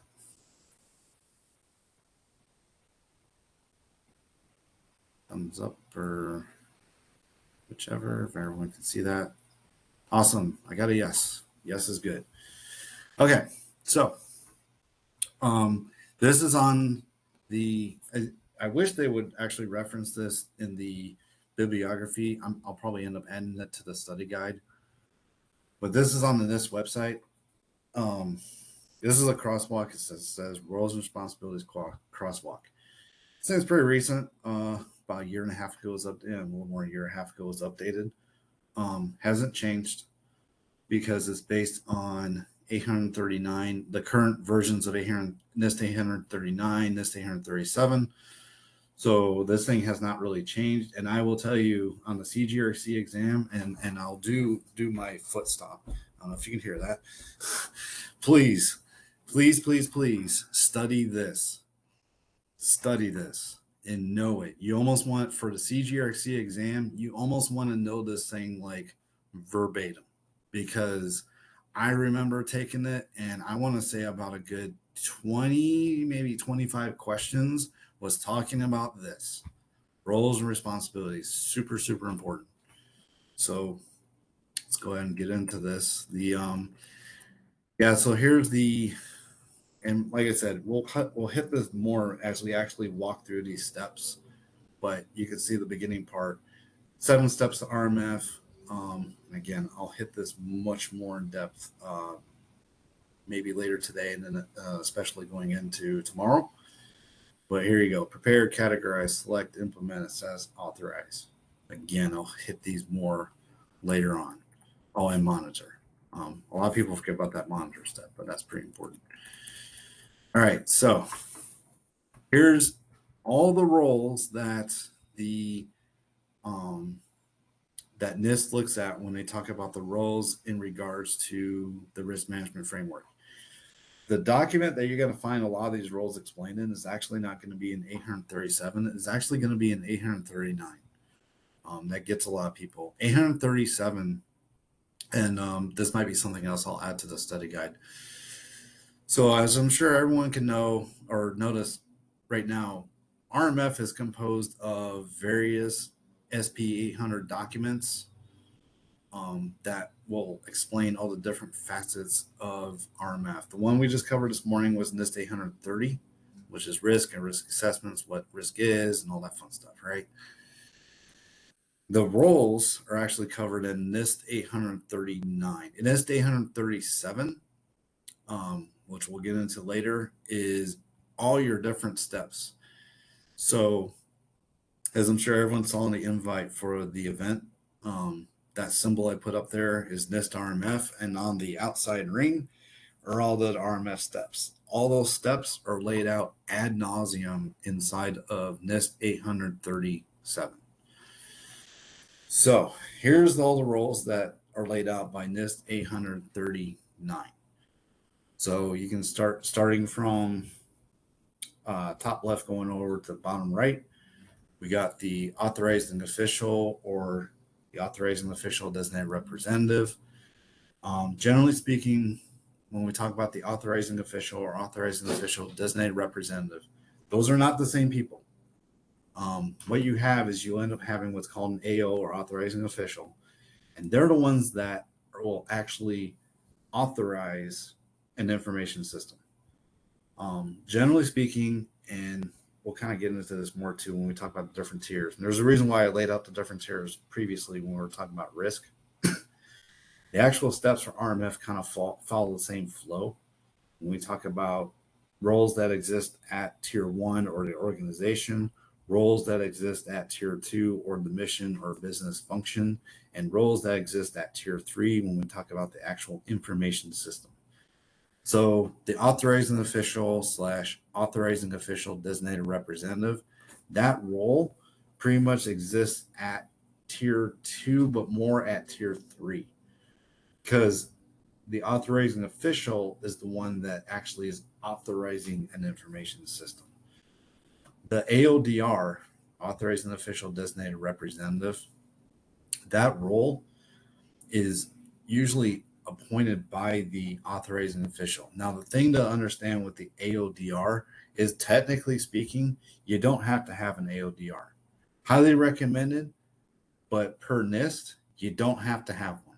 It's not required. When we talk about the AO and the AODR, the AO in the risk management framework is the only person or role that can actually accept risk. They are also the only role that can actually make a risk decision when we talk about authorizing an information system.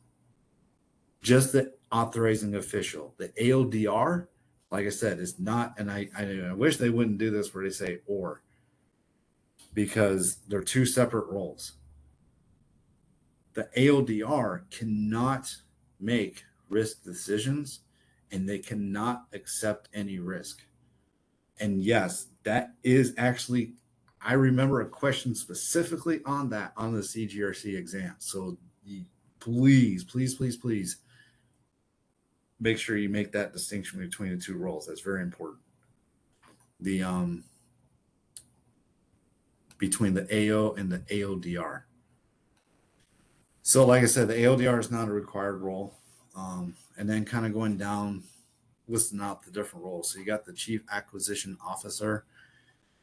You're not going to find a whole lot on the CGRC exam anyway. You're not going to find a whole lot of discussion on that. As a matter of fact, when I took my exam, I don't even remember them asking anything about that. The Chief Acquisition Officer, I mean, this recognizes that role, but in the context of the CGRC exam, and also when we're talking about in the context of if you're actually a cybersecurity professional in your organization's using RMF, Chief Acquisition Officer is not super important to know. Understand that role is there and kind of know what they do, but it's not super important that you really get too deep into what the Chief Acquisition Officer does. The Chief Information Officer, that's another very important role. That CIO, very important role. At least in DoD, and I think in RMF in general, what usually ends up happening is your CIO is the one that actually appoints the authorizing official. Right? So, again, the authorizing official is the person that makes the risk decisions and will actually authorize an information system to operate, or give it what we call an ATO, which is an authorization to operate for an information system.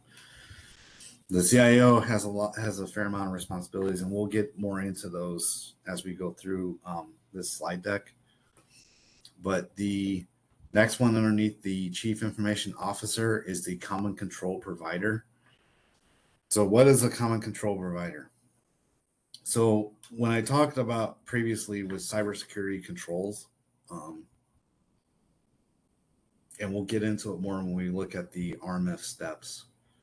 But one of the things that exists inside of RMF, there's a thing called the common controls, right?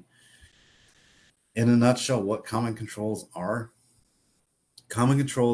a body of cybersecurity controls that are common to an organization.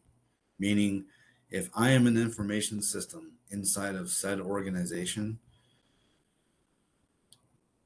when we talked about the risk action, specifically risk action of risk transference, if I'm an information system and the organization has common controls, I can transfer some of my risk up to the organization through the usage of a common control. And what that actually means is, so I'm an information system. The organization can say, hey, you know what? One of the cybersecurity controls, and I've seen that actually in NIST 853, one of the cybersecurity controls can be the appointing of an authorizing official. Well, I'm not going to take care of that at the information system level. The organization takes care of that for me. So what they do is the organization will have a set of common controls that me as a system can say, hey, I'm not going to actually implement that control. The organization's already done it for me.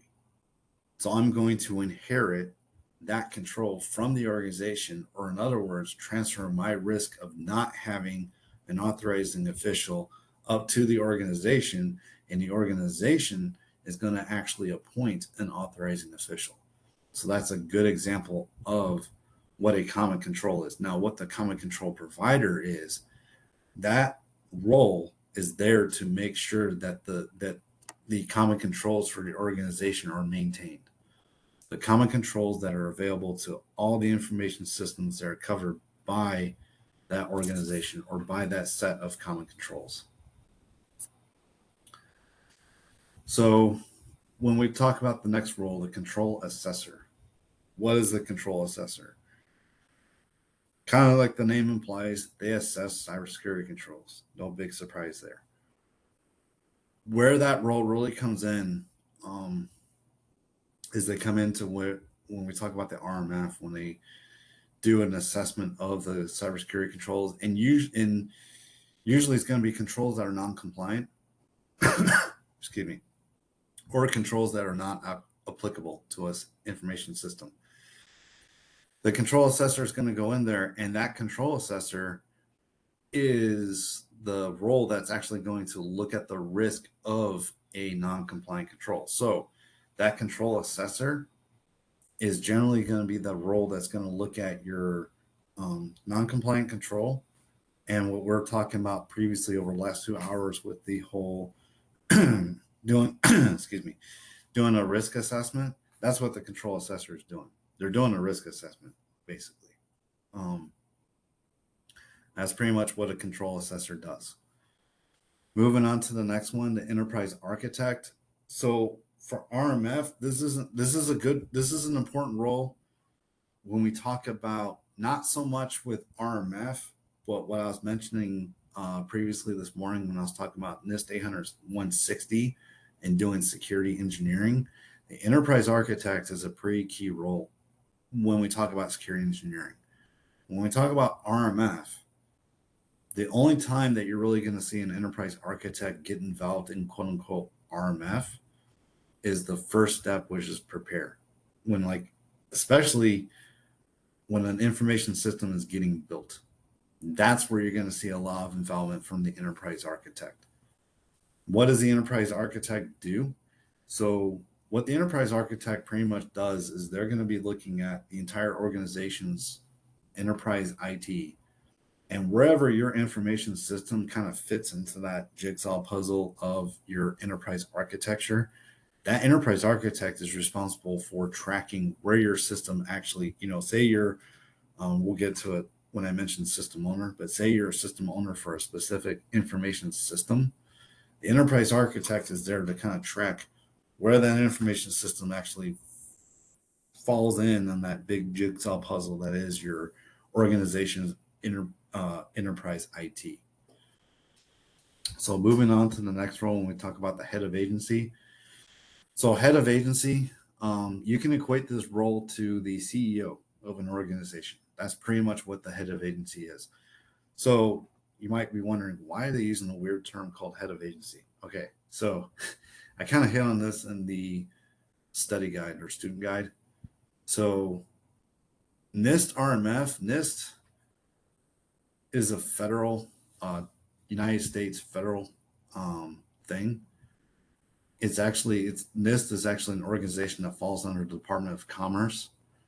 So some of these terms in here, you might be wondering why, the weird names. That's why. So head of agency quite literally is intended to be the head of a federal agency. That's why they use the term head of agency. Like I said, if you're out in the corporate world and you're working for a company, head of agency is equivalent to your CEO. So kind of the same responsibilities. Um, Now, moving down, when we get into information owner or steward or system owner, this one gets a little nebulous when we talk about RMF. But for those that are familiar with, I would say, ISO 27000, and especially if you're familiar with GDPR, and I'm not sure how many people in here are real familiar with GDPR, but the information owner from a GDPR standpoint is quite literally what the name implies. They own the information, right? It's their information. A good example of this would be if I'm in an organization and as a cybersecurity professional, um, or even as a system administrator. As a system administrator, I wouldn't just, if someone said, "Hey, I need access to this folder," right? And say it's the finance folder. Now, as a system administrator, would I just give them access to that folder? No. The person that should be making that determination is probably someone in the finance department. Why? Because they're the ones that actually own the information. As a system administrator, I don't own that information. That finance department owns it. So that's what is meant by the information owner or steward. And I know for those that are especially familiar with GDPR, um, information owner and information steward are two very different things. I'm not sure why for this they kind of conflate the two together, but those roles are actually two different things.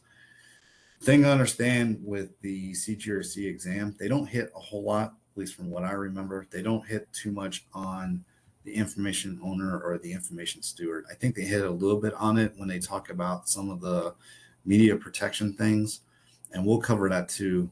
On the CGRC exam, they do talk about the NIST 888, which covers everything you could possibly ever want to know about media protection. But that is that is one of the things that they do hit on the CGRC exam. Mission or business owner. So, can anyone tell me what tier they think that the mission or business owner probably exists at? Go ahead and put it in the chat or go ahead and speak it. Pop quiz. What tier do you think the mission or business owner resides at?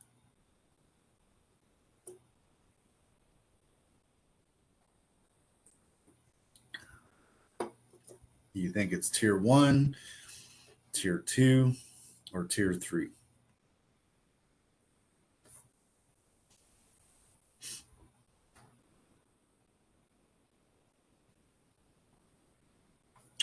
Anyone? I got tier 3. No, not tier 3. Nope, it's not tier 1.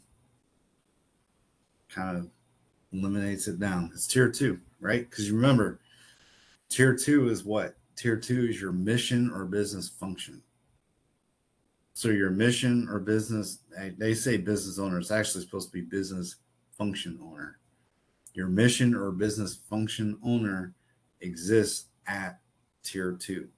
So a good example of who your mission or business function owner would be would say, when we're talking about a corporation or a company, um, I always like to use finance. So your CFO or chief financial officer, that would be a mission or business function owner. They are solely responsible for that mission or business function, right? So that is where your mission or business function would reside at, is at your tier 2. So going over to the other one, I've mentioned this before, the risk executive function. So the other one they mentioned in there is the senior accountable official for risk management. So this is the thing, NIST uses that term. I'm not sure why, because in practice, I've never seen anyone, I've seen the risk executive function, but I've never seen the senior accountable official for risk management. It's there, but I've never really seen that term used, and I've never seen that role like utilized, right? But when we talk about the risk executive function, can anyone remember what I was talking about with the risk executive function? What's one of the key things that the risk executive function does? Can anyone remember?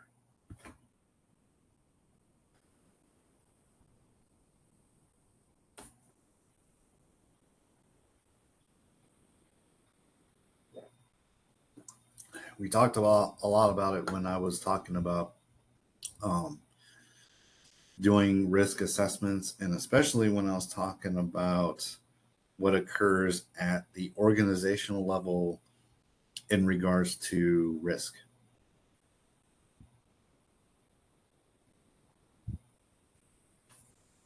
Anyone remember what the risk executive function, what's one of the key things that risk executive function does?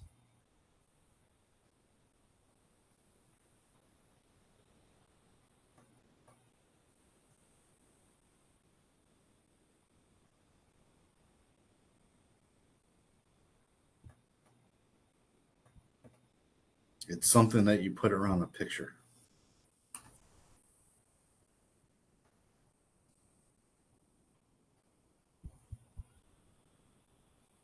Frame.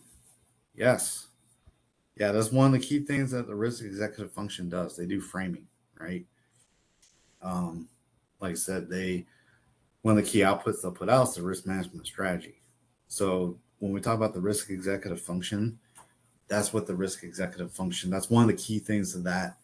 They call it a role, but it's really, like I said, it's when, and especially when you look at NIST 839, I think if I remember correctly, the specific terminology that they use is that the risk executive function is kind of a cross section of the organization in question, and how they actually like was it's a team of people that represent the organization. Generally speaking, the risk executive function is going to be C-suite leadership and some cybersecurity professionals.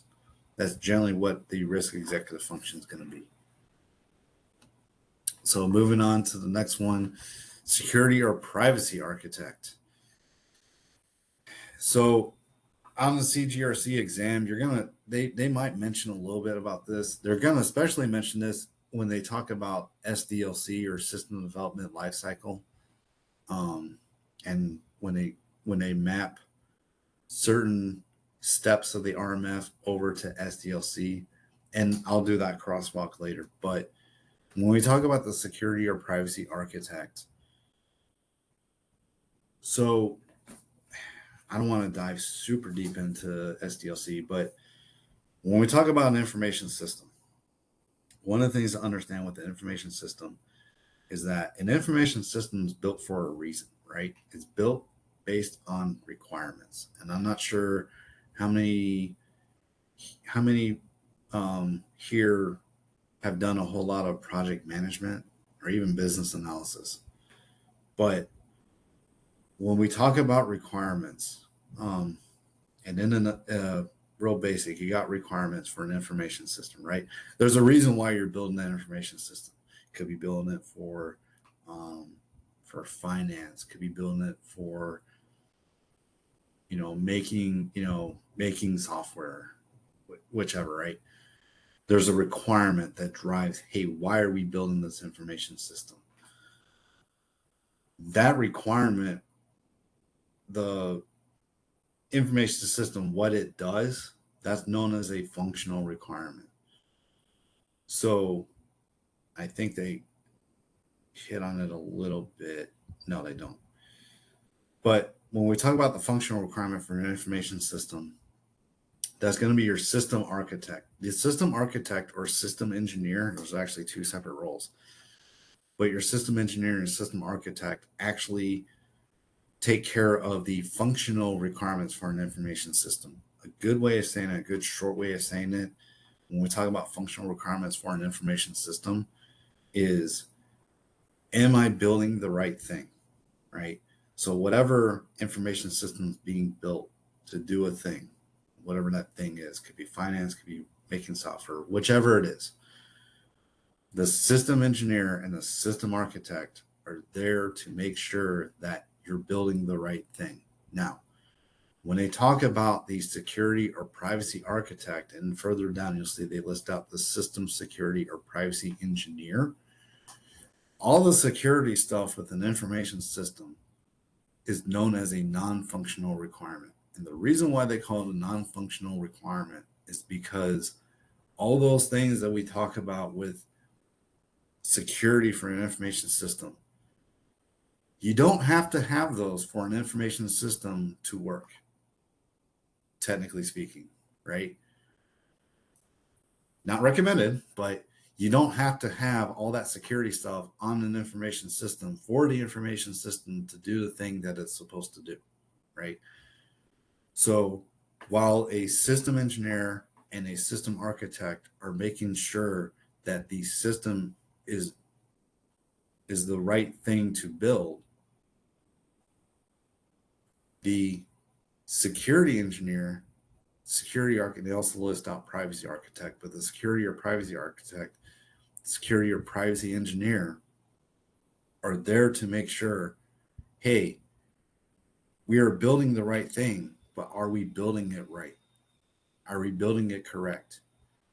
Are we including all these non-functional requirements in the information system and actually building it so that not only is it doing the right thing, but it's built correctly to provide security for the information?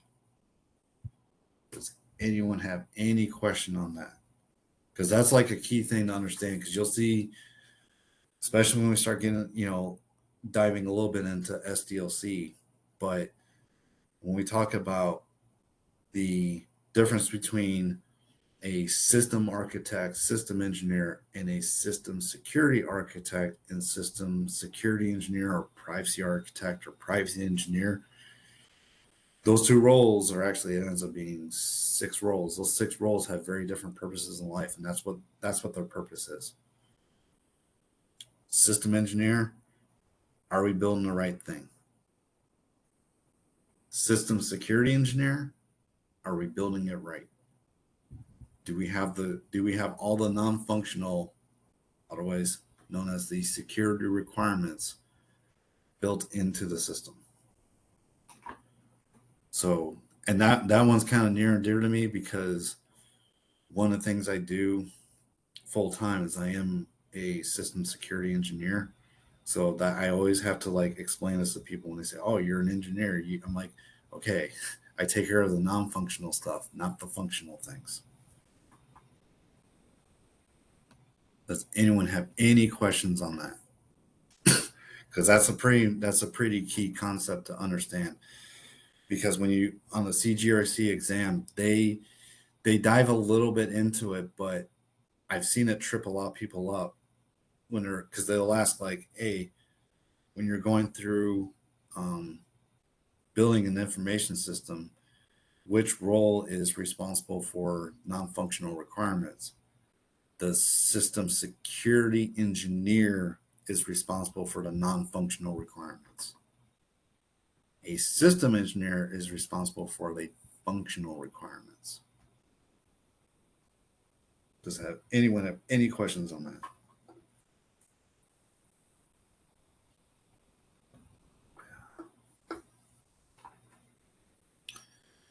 There's no questions. We'll go ahead and go on to the next one. So, Senior Agency Information Security Officer. Remember I said before where you have the CISO, which is the CISO, Chief Information Security Officer, but sometimes you'll hear it called the SASO, Senior Agency Information Security Officer. I honestly think SASO is kind of funny because a lot of times it's what the CISO or SASO does is they say so, they say what it is for security. But the Senior Agency of Information Security Officer, or otherwise known as the Chief Information Security Officer, they are there at the tier 2 for an organization, and their purpose in life is to ensure that security is maintained throughout all the information systems. Generally speaking, they're appointed by the CIO, generally speaking. But that's what the CISO or SASO is there for.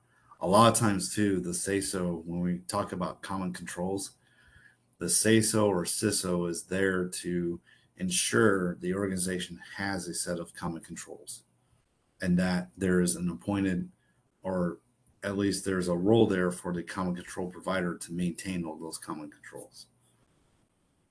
One of the other things to kind of understand too, when I talk about control assessor, they call it control assessor here, but a lot of times it's also known as the security control assessor.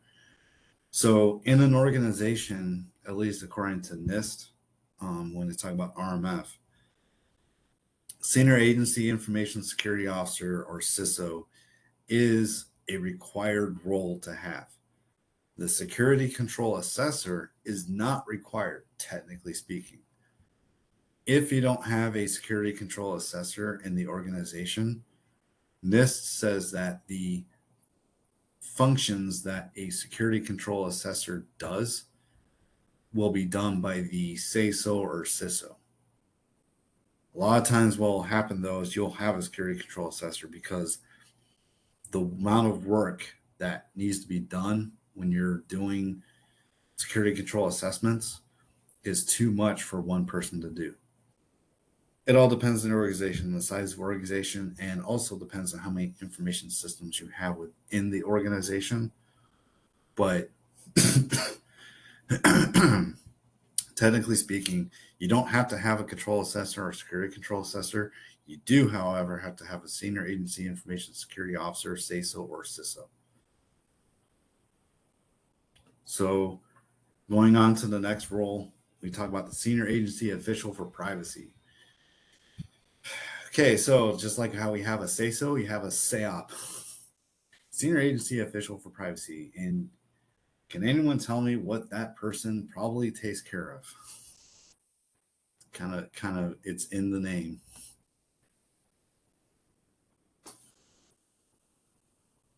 Just to see, can anyone tell me what they think that the SAOP, or Senior Agency Official for Privacy, takes care of for an organization or an agency?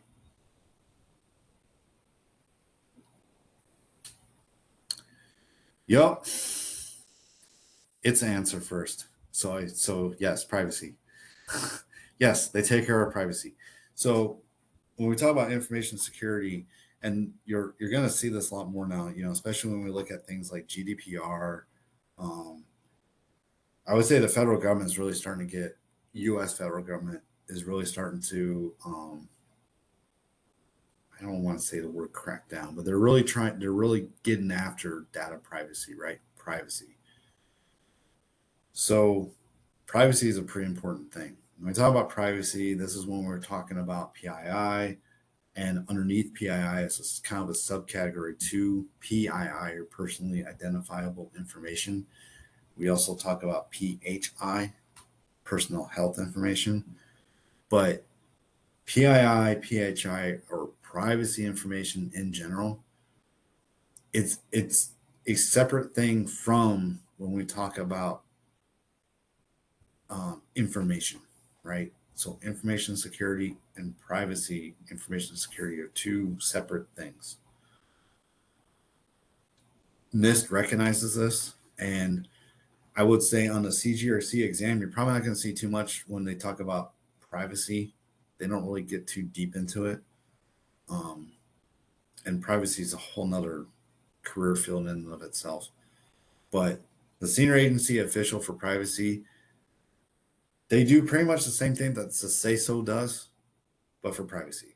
That's a real easy way of saying it. That's pretty much what they do. Everything the say-so does, but for privacy. Now, who does the senior agency official for privacy work for? Who does that role report to? Again, I've seen different. I've seen where that role reports directly to the CIO. I've also seen where that role reports directly to the head of agency. I've seen both. Um, if I remember correctly from NIST, I think it's in 839. They actually do say that the senior agency official for privacy should be reporting to the head of agency. But I've seen both. But yeah, that's what the SAOP is. When you look at NIST 853 Rev 4, right now we're on Rev 5, but DOD is still on Rev 4. Yeah, I know we're a little behind the times. But anyway, when you look at 853 Rev 4, the Rev 4 breaks apart the control families between cybersecurity controls and privacy controls. So when you look at the control assessor, and that's why they also call it just the control assessor, because technically speaking, you can have a security control assessor and you can have a privacy control assessor. In 853 Rev 4, there are two wholly separate families of controls, right? Security, information security, and privacy. When you get in this 853 Rev 5, it's just control families. When you look at the different families inside of those control families, inside of those families, you're going to see some controls that are information security and some controls that are privacy. So you're kind of seeing with NIST 853 Rev 5, they did kind of a mingling together of the controls. I don't necessarily agree with that. I think they should have kept them separate, but that's how NIST does it, is they kind of have them mixed together. But yeah, the SAOP is quite literally there for privacy. Everything to do with privacy. Generally speaking, when you look at the privacy controls, most of those controls are going to not exist down at the system or at tier 3. Most of those controls are going to be taken care of by entities at tier 1/tier 2 of an organization, because a lot of its policies, a lot of its policies, when you talk about privacy, and I don't want to get super deep into privacy because even the CGRC exam doesn't really get too deep into it, but it is good to know about privacy and how privacy is definitely separate from information security. So going on to the next role, system administrator. I'm sure a lot of people know what a system administrator is.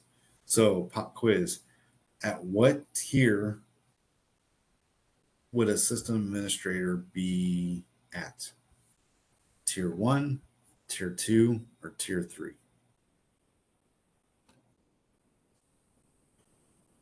What tier do you think that the system administrator would be at? Yep, tier IC, tier 3. Yep, tier 3. It is. Yep, information system. Information system, right? System administrator, they're on the information system. That's where they are at. They're doing things on the information system. Now they don't break it out here, but yeah, I mean, you got system administrator, network administrator, all those things exist down at the information system, and they're doing administrative things. Taking care of servers, taking care of user accounts, generally, all those fun, applying patches, all those fun things. When we talk about information systems and system administrator or even network administrator, and we'll hit more of it too when we get into the actual steps for RMF. But step 3 is implement. That's tier 3. That's where a system administrator is doing. That's where a system administrator really does most of the work, is in step 3 on implement, right? Because the system administrator is the one that's actually going to surprise, surprise, implement the actual controls. And those can be both the information security controls and the privacy controls. By and large, it's information security controls. So the next one is system owner. Yeah, Swiss Army knife. That's a good one. I like that. That's actually very true. I've done my time as a sysadmin, so completely agree with that statement. Yes, Swiss Army knife. You're good sysadmins. Your good sysadmins are your Swiss Army knives. Um, but the next one, system owner. So, at what tier do you think the system owner is at? Tier one, tier two, or tier three?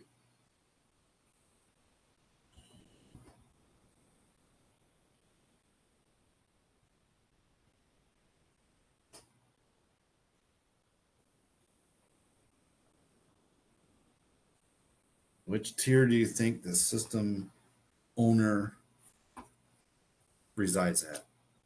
Tier one, tier two, or tier three?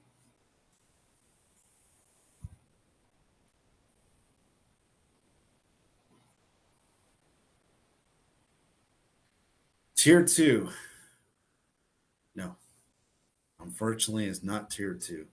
It's actually tier three. And it makes sense, right? Because at tier three, it's your information system. So that's where your information system owner or system owner is going to be at. It's going to be at tier three. Everything, though, that the system owner does is going to be in support of tier two and what that information system, what mission or business function that information system is supporting. It's going to be up to tier two, but the system owner resides down at tier three. And we'll get more into system owner is pretty self-explanatory though, right? System owner, they own the system. Um, Anyone works inside of DoD, you might hear the system owner also equated to the program manager for a system. That's pretty accurate as what a system owner does. Um, they're there really to like take care of the system. And what I mean by take care of the system, generally speaking, the system owner is there for when we talk about all the finances, etc., with the system. That's what a system owner is there for. That's bread and butter of what they do. So moving on to the next one, the system security or privacy engineer. We kind of hit on this before. System security or privacy engineer, like I was talking about, the non-functional requirements or security requirements for a system.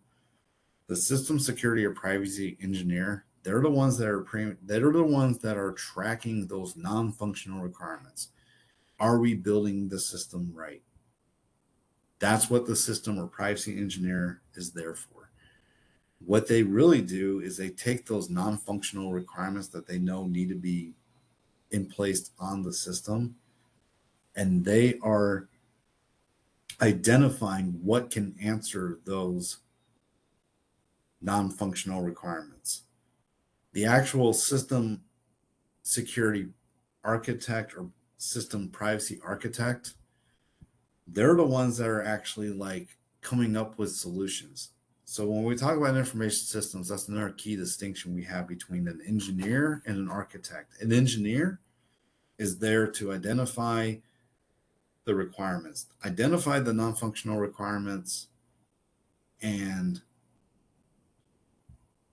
allocate what should go to those non-functional requirements. For instance, a system security engineer would be like, hey, we need a firewall, right? Now, and then they'll say, okay, well, we need a firewall and it needs to be a stateful firewall, right? That's what a system security engineer does. A system security architect is the one that figures out, okay, yeah, got it. We need a firewall. Now, how do I put it inside the information system? That's what the system security architect is there for. So that's the key difference when we talk about between an engineer and an architect.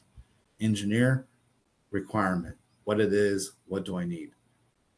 Architect, how do I make it so? How do I come up with a solution to actually put that requirement into the information system.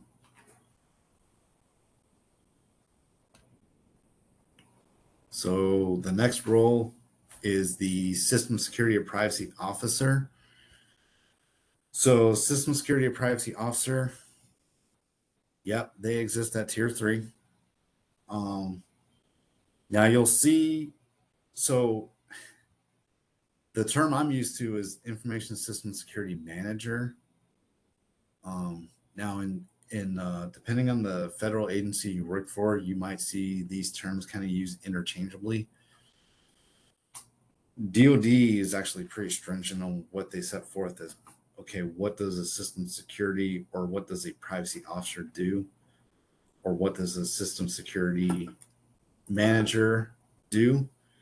When we start talking about just at a higher level, or when we talk about different federal agencies, they'll just call them a security officer or system security officer.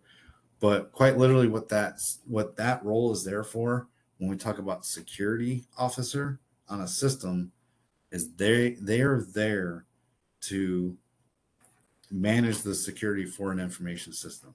They're there to make sure that controls are being implemented. They're also there to do risk assessments on an information system. That's what an information system security officer or manager does. That's like their primary purpose for what they do. Privacy is kind of the privacy side of the house. You might not see on the CGRC, you're not going to see a whole lot. You're not going to dive too much into what a privacy officer does. But the privacy officer, like I said, they do exactly the same thing that a security officer does, but just for privacy, right? On an information system. And then getting into the last role is a user. I'm sure everyone knows what a user is. that one's kind of self-explanatory. But one of the things, the reason why they kind of call out the user is one of the things you might hear when we talk about risk management framework, and even when we talk about CGRC in general, is you'll have a role in there that's called a user representative. I wish we could forget them sometimes. Hey, now I've been an information system security officer at one point in my life.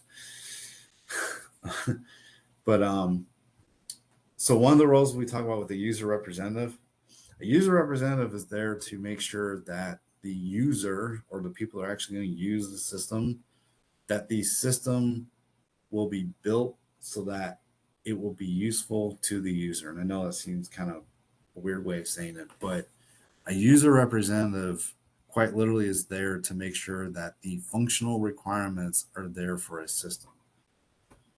Functional requirements, not all the security stuff with the non-functional requirements, but functional requirements. Now for RMF, the user, I'm not even sure really why they mentioned it, because when we look at RMF in general, the user doesn't really play too much of a role in there. They don't do anything with implementing security controls. They don't do anything with preparing an information system. They definitely don't do anything with categorization. They're a user, right? Generally speaking, and we'll get into this more when we talk about the different steps with the RMF, when we talk about categorization, we talk about implement, we talk about all those different things. You're going to see a lot more involvement from like a system owner or from a mission owner than you would ever see from a user or a user representative. But yeah, so that pretty much covers all of the roles.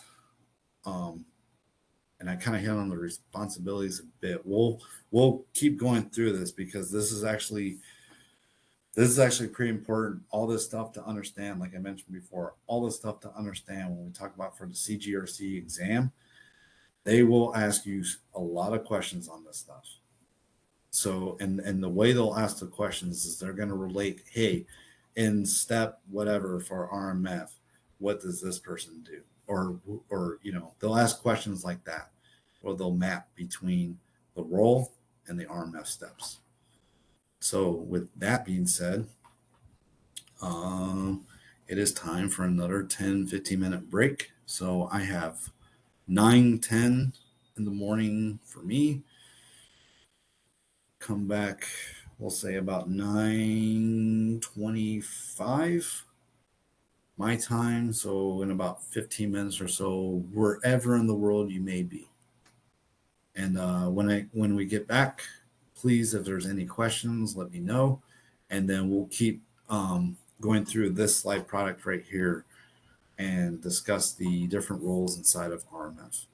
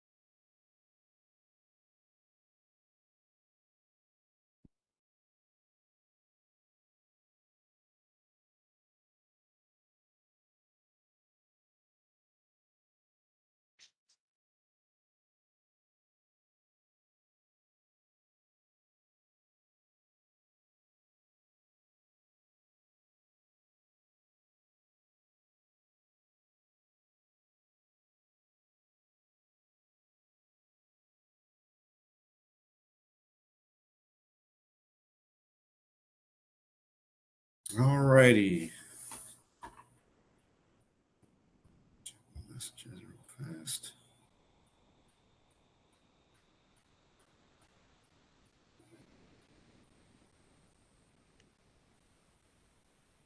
Alrighty. A little more extended break, but we're back. Everyone's back. So we were talking about roles, right? So going over the this crosswalk, and we'll stay on this for a bit. I think we'll end up staying on this for the rest of the day because this stuff from when I took the exam, this stuff's pretty important. Like they exam itself, like I said, does dive into all these and knowing what all these are and knowing where they kind of fit in this big jigsaw puzzle that we call the RMF and the RMF process. Um, it's important to know this stuff. So, with that being said, we'll go ahead and keep diving into this. All right. So, what you're going to see, and this is where we can kind of go over more like what all these roles do, what they're responsible for, and kind of where they fall within the RMF. I think it's important to go over the roles first before we really start like going into the actual steps. And inside of those steps, all the different tasks of those steps for RMF. So, with that being said, here's the first slide, and this kind of hits on. They don't go in the same order that top slide went over, but what this slide kind of does, or how NIST does this crosswalk, is they kind of start up at the tier one and they kind of go all the way down to tier three, somewhat. So, starting with the head of agency, again, head of agency is pretty self explanatory. Head of agency is the head of agency, or always known as a CEO, right? Um, Kind of looking over at the responsibilities for the exam. I would say you definitely want to know these responsibilities. And I'm gonna like I don't know if you hear it. I'm doing a foot stomp. You definitely want to know these responsibilities. So the head of agency, it says right there, designates a senior accountable official for risk management, senior agency official for privacy. Remember, I was mentioning how the I've seen two instances where, or I've seen both where the senior agency official for privacy will report either to a CIO or to the head of agency. I've seen both. According to NIST, the senior agency official for privacy reports to the head of agency.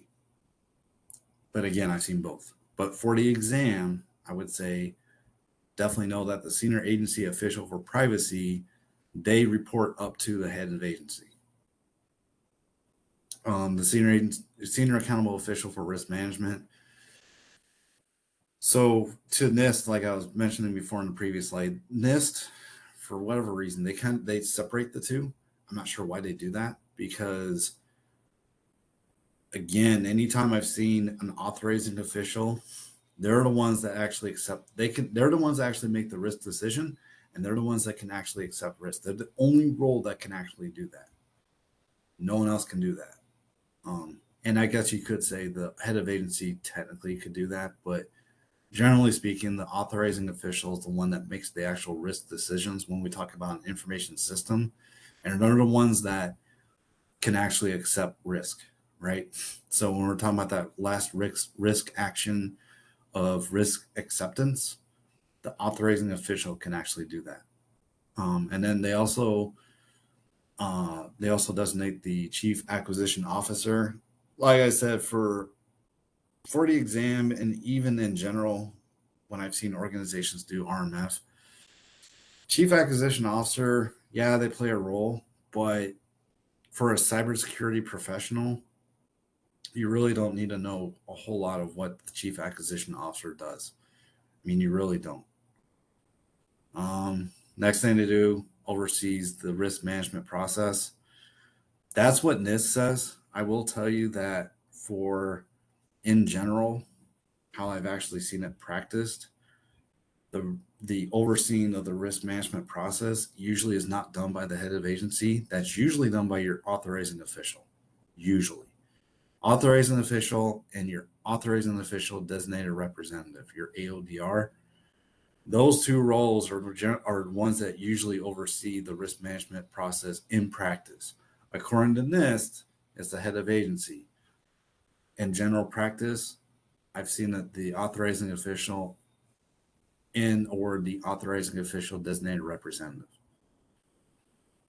They said provides an organization-wide forum to consider all sources of risk and to promote collaboration and cooperation. Sure. That's what NIST says.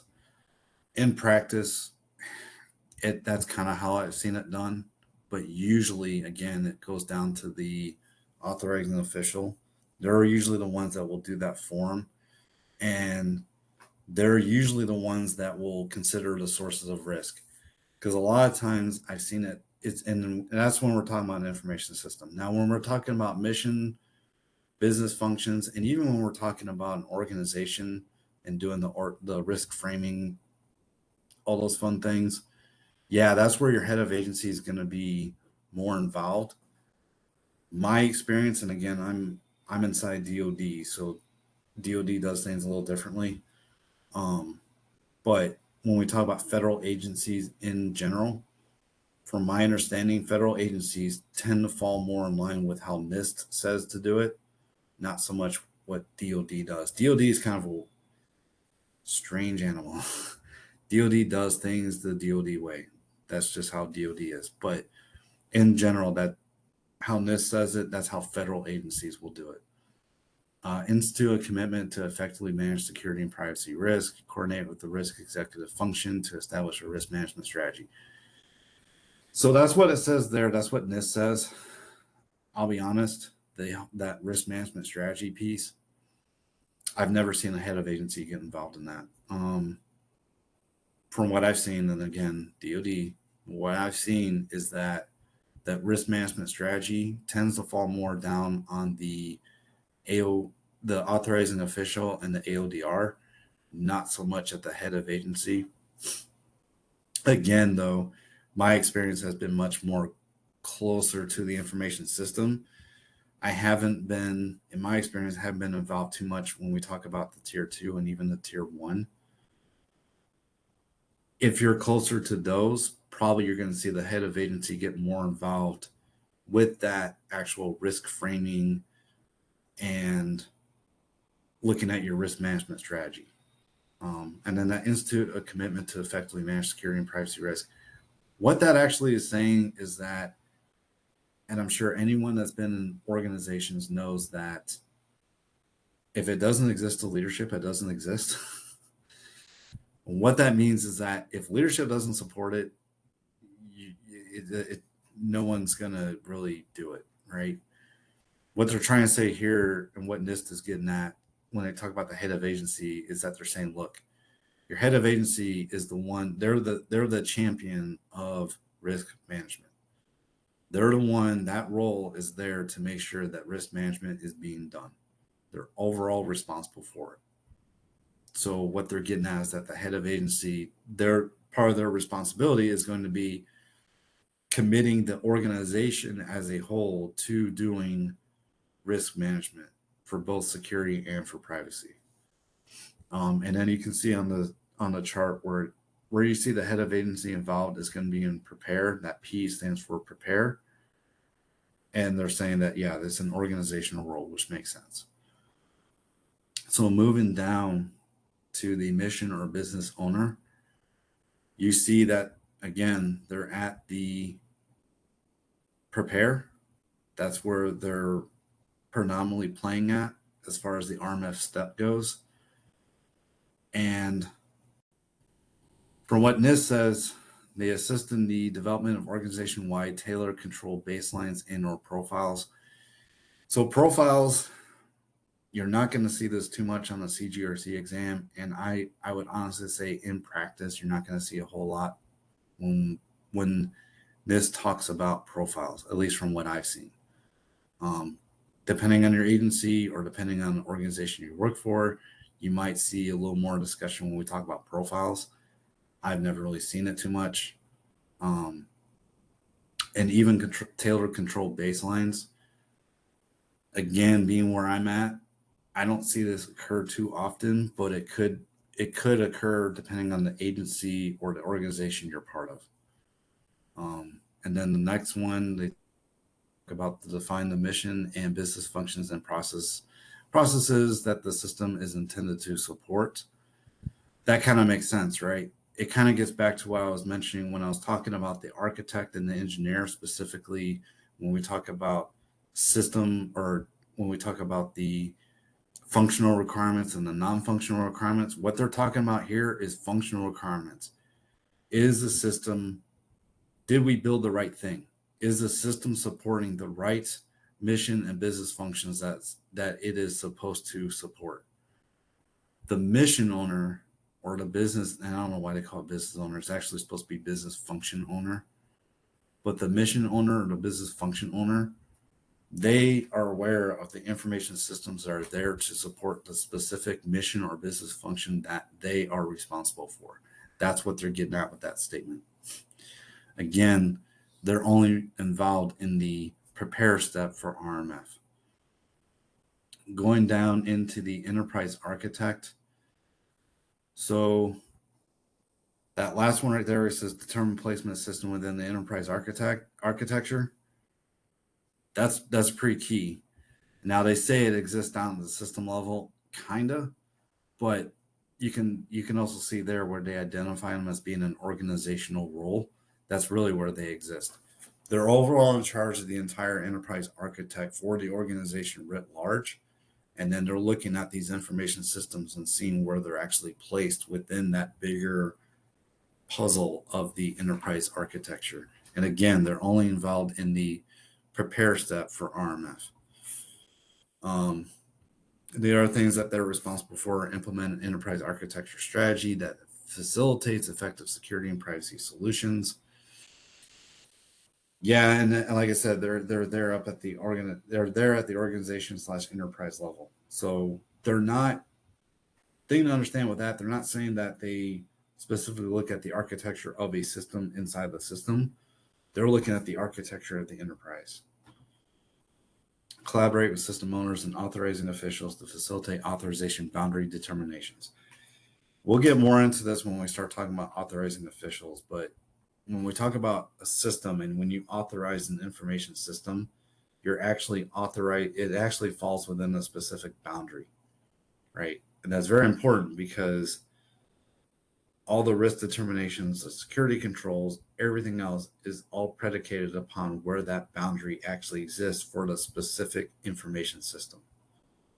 And what they're getting at with that, when they talk about that responsibility, is they're saying, hey, look, the enterprise architect needs to be aware of where all these boundaries are at so that they can really determine the placement of the systems. And then coordinate with security and privacy architects on security and privacy issues. Yeah, sure.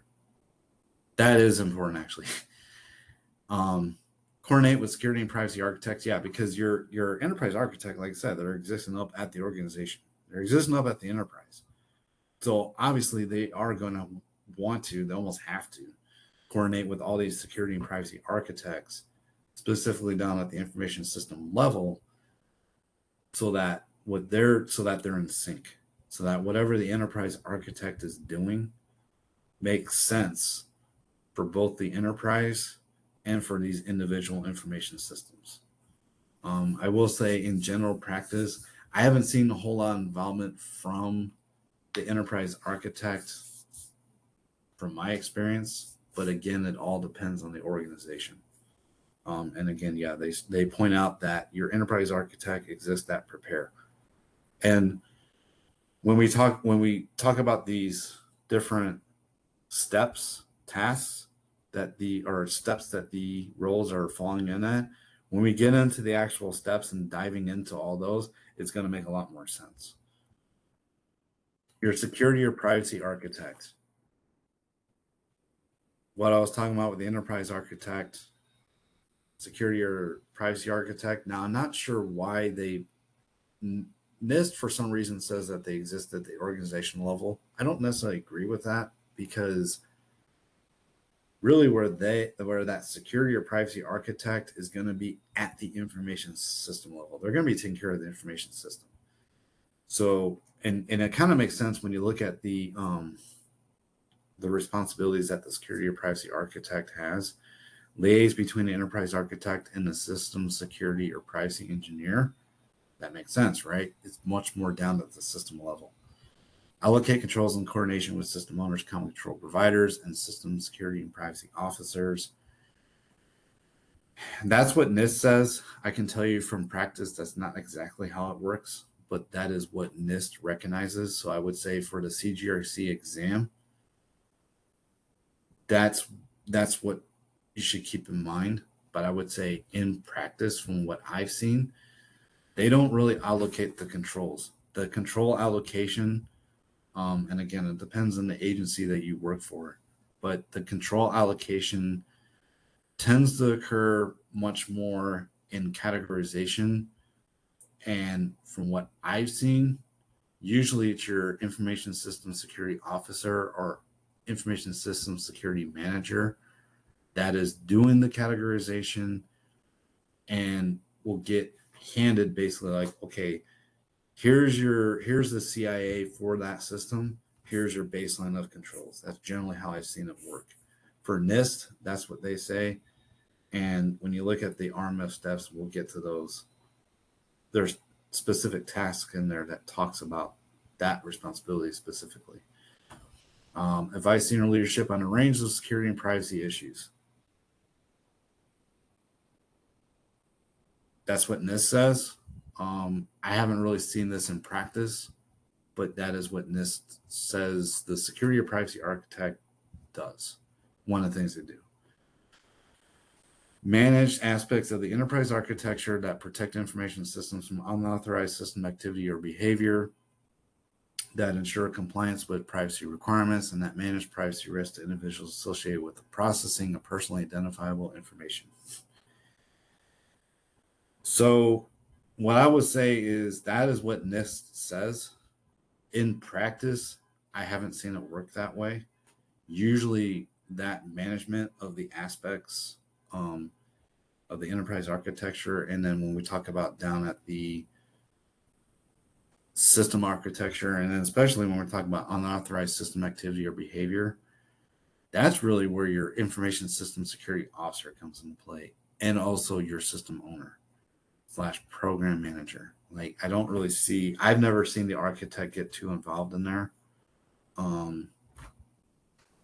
But that's what NIST says. So I would say for the CGRC exam, if they, and they might get into some of the stuff. Generally speaking, you're going to see these kind of questions when they start talking about how SDLC relates over to RMF. And that's where you might see something like that. But in practice, I haven't seen it quite work that way. Are there any questions on that?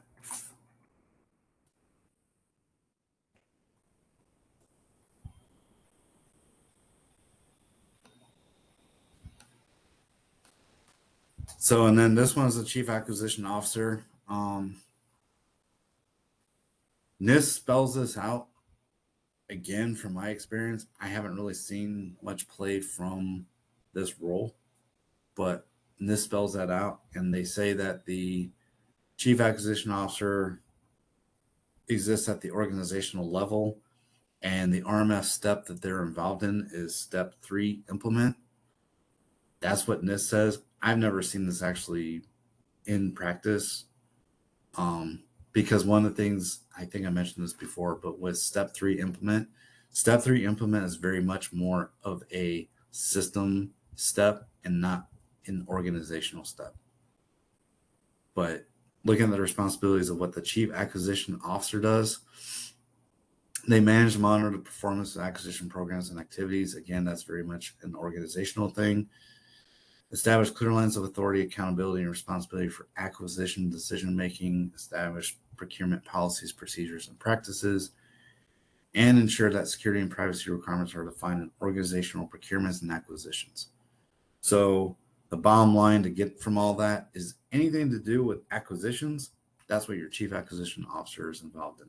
And again, it's very much more of an organizational thing, not so much a system thing, because at least from what I've seen in practice, when we talk about acquisitions, especially within the federal government writ large, and again, it depends on different, if companies are doing RMF, how they do it. But generally speaking, when I was talking about the common controls and things that the organization takes care of that systems inherit, systems by and large are going to inherit your controls. And if you're looking at NIST 853 Rev 4, the family of controls is system acquisition, the SA family of controls. Most of those controls are going to be something done at the organizational level, and the system will inherit it. That's how I've seen it in practice. What NIST is saying here is that they do that as part of implement. That's not exactly how I've seen it in practice, but that is what NIST says.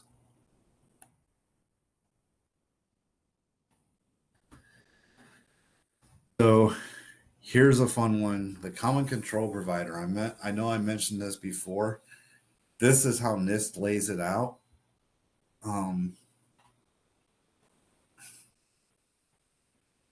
So you're going to see, and when we get into the RMF steps, you're going to see kind of a, I don't want to call it a, kind of a mismatch between what's said here and what the RMF steps actually say. But for here, what NIST says is that the common control provider, they're predominantly at the organizational level. That's true, because they're taking care of all the things that the organization takes care of. When we talk about some of these controls, have you appointed an authorizing official? That's something done at the organization. Certain acquisition policies, again, that's something that would be done at the organization.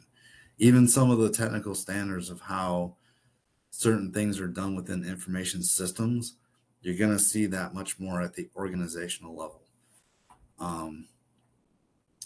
Common control provider, the bottom line to take away from what the common control provider does is they are there to manage the common controls for an organization. That's pretty much the bottom line.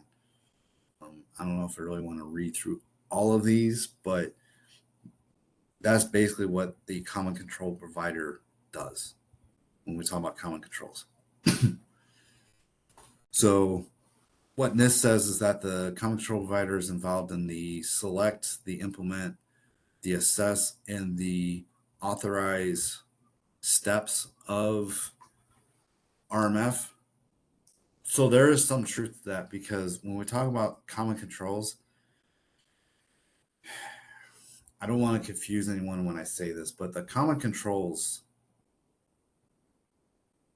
technically speaking, common controls get authorized just like an information system does. What happens is, at least what I've seen in practice, is that the common controls will get authorized by the authorizing official, just like an information system does, with a few twists. Most of your common controls, I would say actually all your common controls, are going to be policy stuff. All your policy documents, perhaps even technical standards, standard operating procedures, appointments for certain things like your authorizing official, etc. That's going to be taken care of by your common control.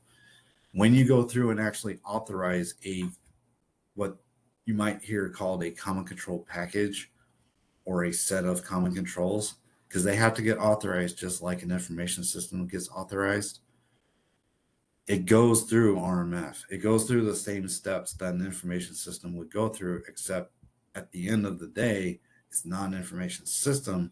It's a set of common controls that all the information systems in an organization can inherit from.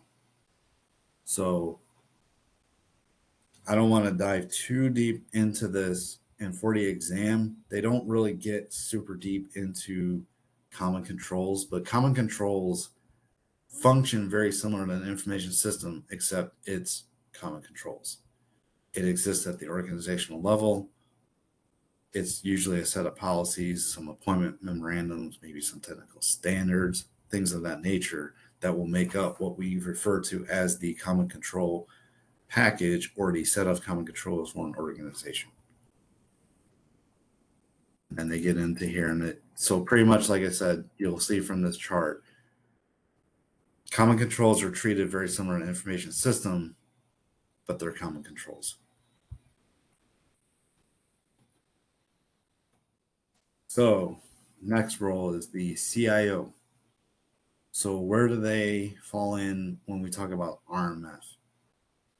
So NIST says that they fall in pretty much all the steps with the exception of implement and with assess. They don't do anything with implement. They don't do anything with assess. I will say that's what NIST says, but from what I've seen in practice, the CIO usually only has involvement in prepare. And when we get into the prepare step, when we talk about the different tasks inside of prepare, you'll see that there's going to be organizational tasks and there's actual system level tasks. The CIO gets a lot more involved when we talk about the organizational tasks. This is again from what I've seen in practice. This is what NIST actually says, but what I've seen in practice is how it actually works. Is that your CIO, if there's any involvement from a CIO, it's going to be in your prepare step, and it's going to be at the organizational prepare, not so much at the system level. But kind of going through what NIST says is the responsibilities of the CIO, when we talk about RMF, going through the first one, ensure that an effective security program is established for an organization, including expectations and requirements. That's true. Designate a senior agency information security officer. Remember I said before that your CISO or CISO reports up to your CIO? That's what they're saying. I have seen that in practice. That's usually how it works. Your CISO or CISO actually does report up to your CIO. Ensure appropriate level of funding and resources to support a robust security program. That kind of makes sense. They're there to make their leadership support, right? Kind of was mentioning before, where if leadership doesn't support it, it doesn't exist. That's what NIST is getting at. The CIO is there to make sure that program writ large across the organization is in place. And they usually do that on behalf of the head of agency. Determine mission and business function of the organization based on organization priorities. That is what NIST says. I will say in practice, that's not exactly how that works, because usually your head of agency is going to make that determination. Again, me coming from a DoD background, your head of agency or your commanding officer, they're the ones that would actually make that determination. If you're working for a different federal agency, or if you're even working for a separate company out in the outside world, it might be different. You might actually have the CIO where they actually do that determination of the business mission or business function. But that's what NIST is saying, is that that's what the CIO does. And that's when we're talking about prepare.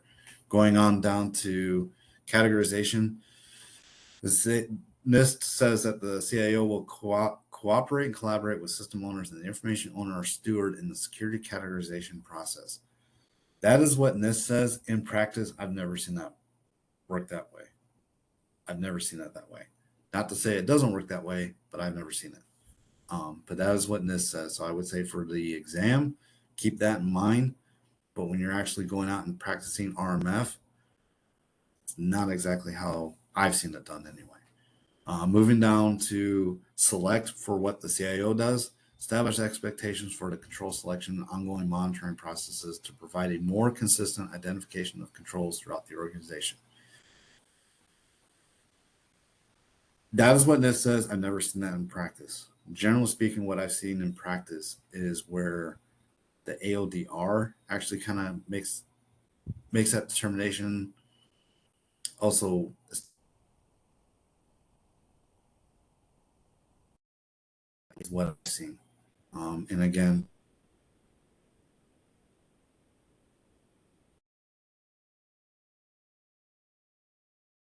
support system owners during the process.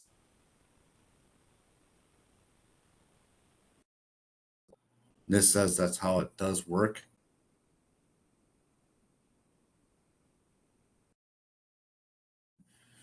It kind of gets back to what I've seen in practice is where your CIO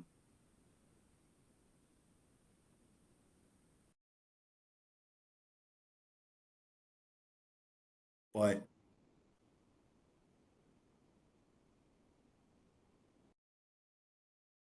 depending on the federal agency that you're at.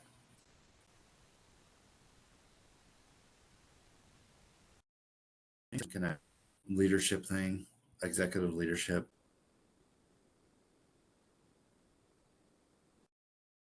That happens across all of them, but they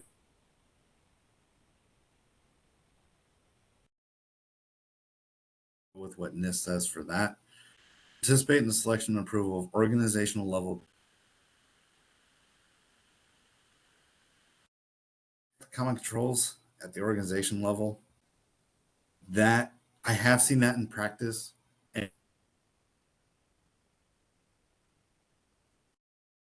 And this is covered much more from an actual practical agency, but for the exam, what there's, yeah, the CIO is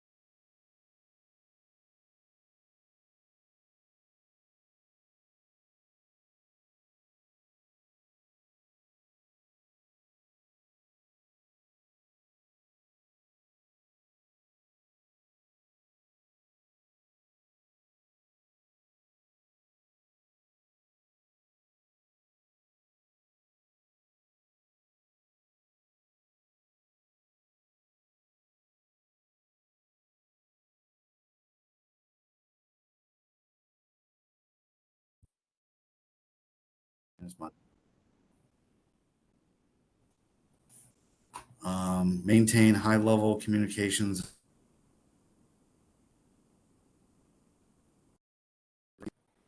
Maintain high level communications, work group relationships among organizational entities, and ensure that systems are covered by an approved security plan, are authorized to operate, and are monitored throughout the system development lifecycle.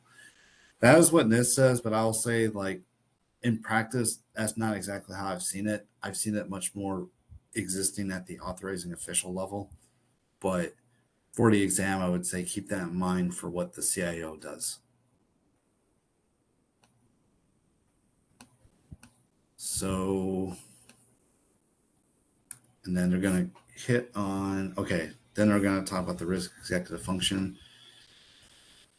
So, I don't want to go too much into this, but for the exam, just kind of keep in mind that that risk executive function is definitely something that's at the organizational level and is definitely something that's done and prepare, specifically when we talk about organizational prepare. I will say from what I've seen in practice is not exactly how I've seen it done, but for what NIST says, this is how it's laid out by what NIST puts out in the 839 is how it maps to the different RMF steps and then where they're at between organization and system. And then they kind of go more into the risk executive function. For the exam, I don't remember them asking too much about the risk executive function and what they actually do inside the RMF process. And from what I've seen in practice, You don't see a whole lot of involvement from that function or the senior accountable official for risk management throughout RMF, except for predominantly inside of step zero prepare.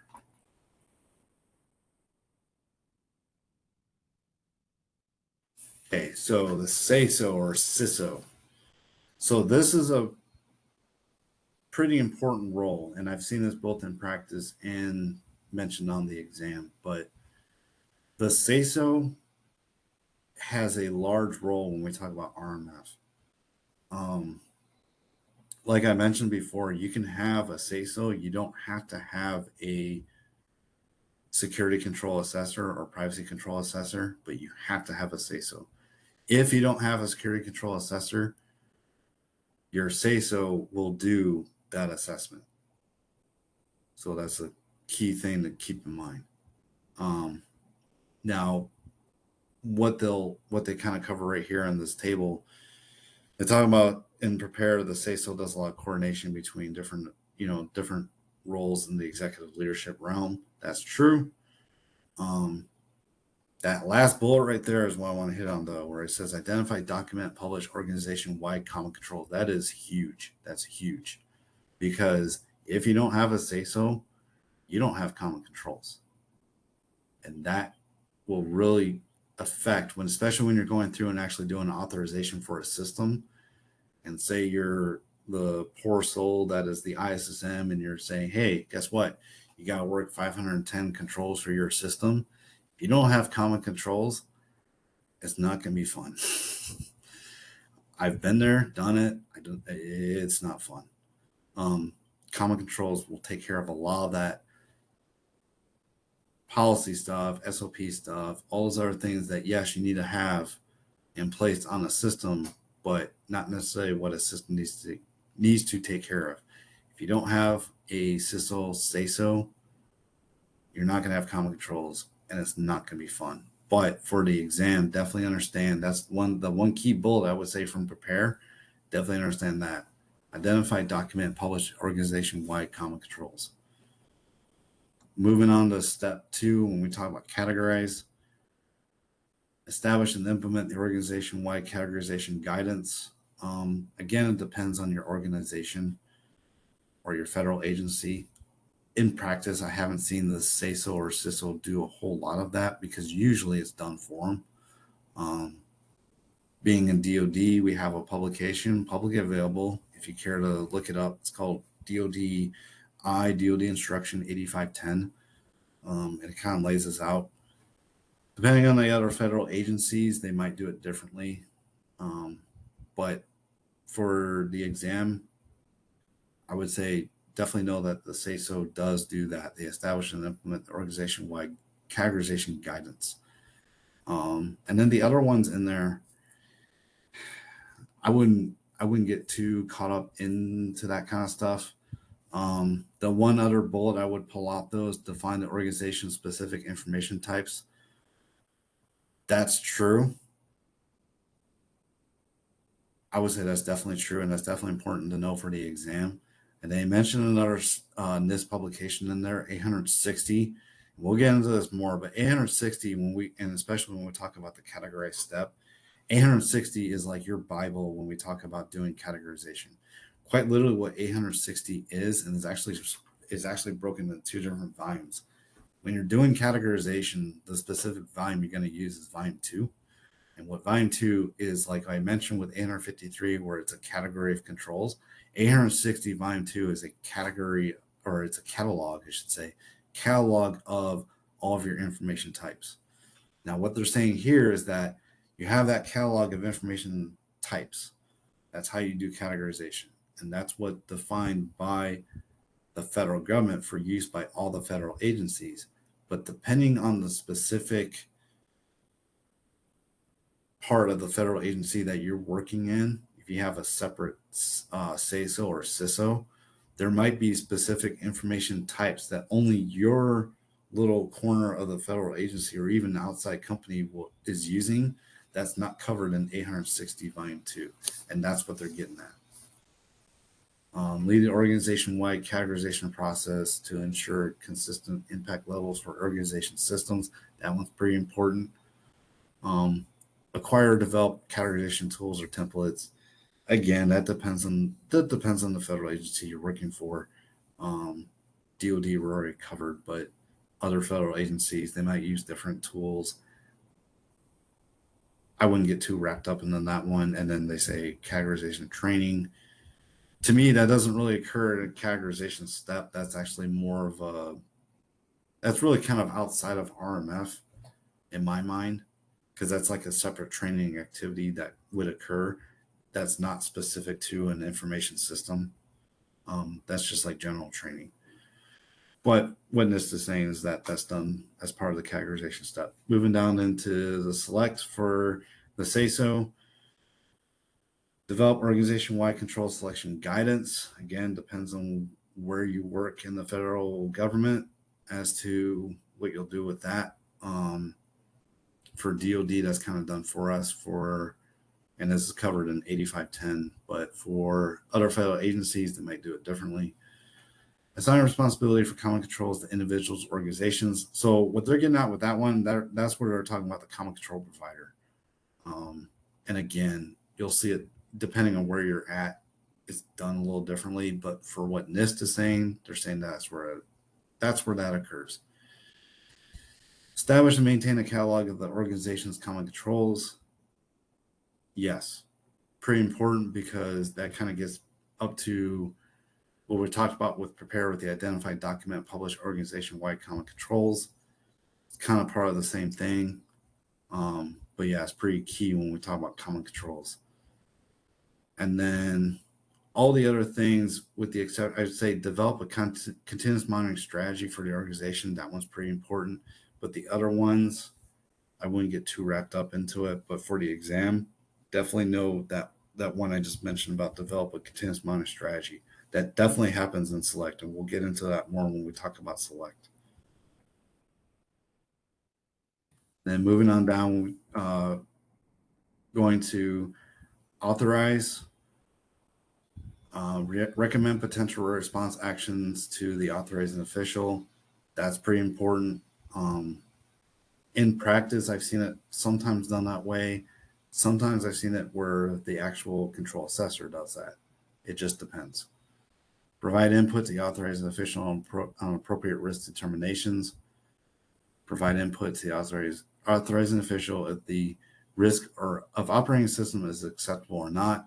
So what they're basically getting at with this one is, when we talk about the authorized step for RMF and what the SASO or CISO does, a lot of it is advising the authorizing official, because again, remember, the authorizing official is the only one that can accept risk and can actually make risk decisions when we talk about information systems. What they're getting at with this is that the SASO CISO is doing all that recommendation stuff to the authorizing official. And then going down to monitor, establish, implement, and maintain the organization's continuous monitoring program, develop organizational guidance for continuous monitoring of systems. So they say this is part of monitor, and for what NIST is saying, I mean, that's what NIST is saying. I would say in practice that this kind of stuff is done much more when we talk about the prepare step at the organizational level is where you're going to see a lot more of this. Monitor is exactly what monitor is. It's monitoring, right?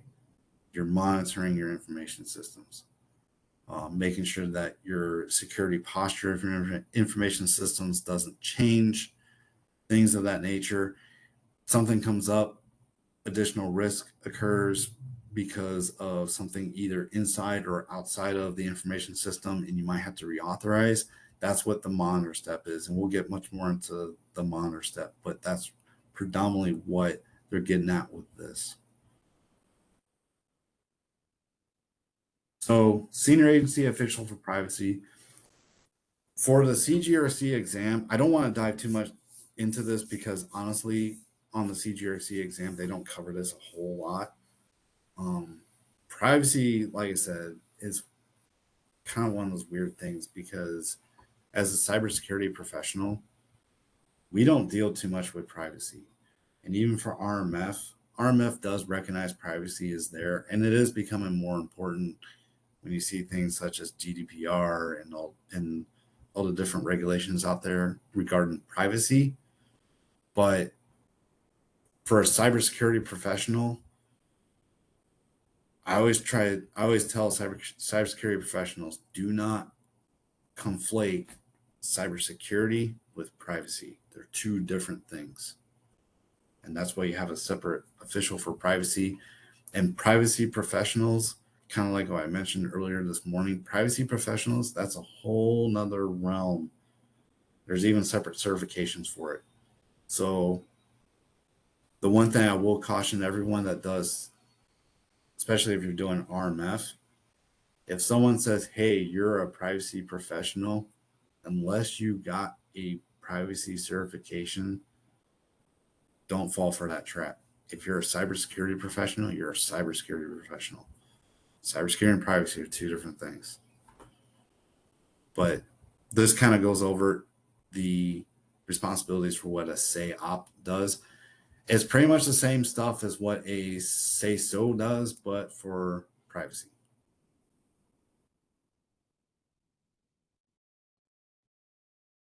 Authorizing official. So the key takeaways from what an authorizing official does. Authorizing official, yes, they're involved in prepare. Authorizing official, yes, they're involved in categorization.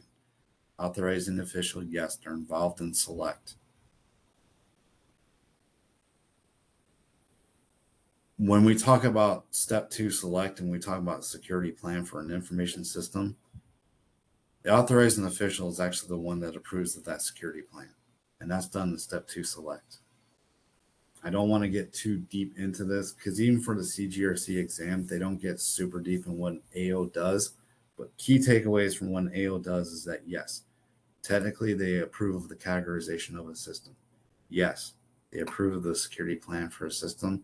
Yes, they authorize the system. Yes, they're the only ones that can make risk decisions and can accept risk. And I foot stomp in that one because a lot of people make the mistake of saying, well, the AODR can do risk acceptance too. No, no, they can't. Only the AO and only the AO, the authorizing official. And then they talk about with the assess. And what's interesting, I think, see if they, okay, yeah, they put on the separate page. Assess, the authorizing official doesn't do a whole lot with it. Or even the AODR, not too much, but authorize. So the term authorizing official, yeah, of course they are involved in authorize step for RMF. That's their bread and butter. The bottom line to take away from all this, and they break all these things down of what the responsibilities are for an authorizing official in the authorized step for RMF. And you notice right there, they say it's at the system level. It absolutely is. That's predominantly where your authorizing official is working at. The key takeaway from all this is that they authorize a system, they grant they can authorize a system, they grant an authorization decision. Now, what does that mean? An authorization decision per NIST, and I've seen this in practice, there's 4 possible authorization decisions that an authorizing official can make. And we'll get a little more into this when we talk about the authorized step. But in a nutshell, what the authorizing official can do is they can give an ATO, an authority to operate a system. Generally speaking, that ATO is the 3-year ATO. That's what you'll see, a 3-year ATO, which means when an authorizing official authorizes a system, they'll authorize it to 3 years. And then when that 3 years comes up, that system has to be reauthorized by the authorizing official. The other authorization decision that an authorizing official can make is what they call an ATO with conditions, or an authority to operate with conditions. Generally speaking, an authority to operate with conditions means that there's a lot of risk with the system that merits that it does not receive an authorization to operate, a full authorization to operate, but you really need a system to be authorized. So what the authorizing official will do is they'll authorize the system to operate with conditions that the authorizing official will levy against the information system. Things the information system, usually the ISSM and or the program manager or system owner, has to do during that term of the authorization to operate with conditions for that system to receive what they call a full ATO, or a full authorization to operate for the information system. Different conditions. I mean, I've seen a few of these, but a lot of times it's going to be something like, "Hey, work your cybersecurity controls, finish some of the work, lower the risk over here, make sure you implement this cybersecurity control," things of that nature. That's usually what I've seen. Generally speaking, an authorization to operate with conditions is granted for, I've seen different ones. Usually it's like 6 months or a year. The other authorization decision that a authorizing official can make is what they call an IATT, or an interim authority to test. The IATT is usually done for a system that you want to test it. It's a brand new capability. Maybe not something that you're gonna fully operate down the road, but something you're like, hey, it's a proof of concept. Well, he was wanting to talk to you for a minute about the circuitry in there. Okay. Come talk to you about it. He thinks he's got an idea. Okay. Make sure. Is I went ahead and laid out the plan last week, and this is the case. I think it's actually provided.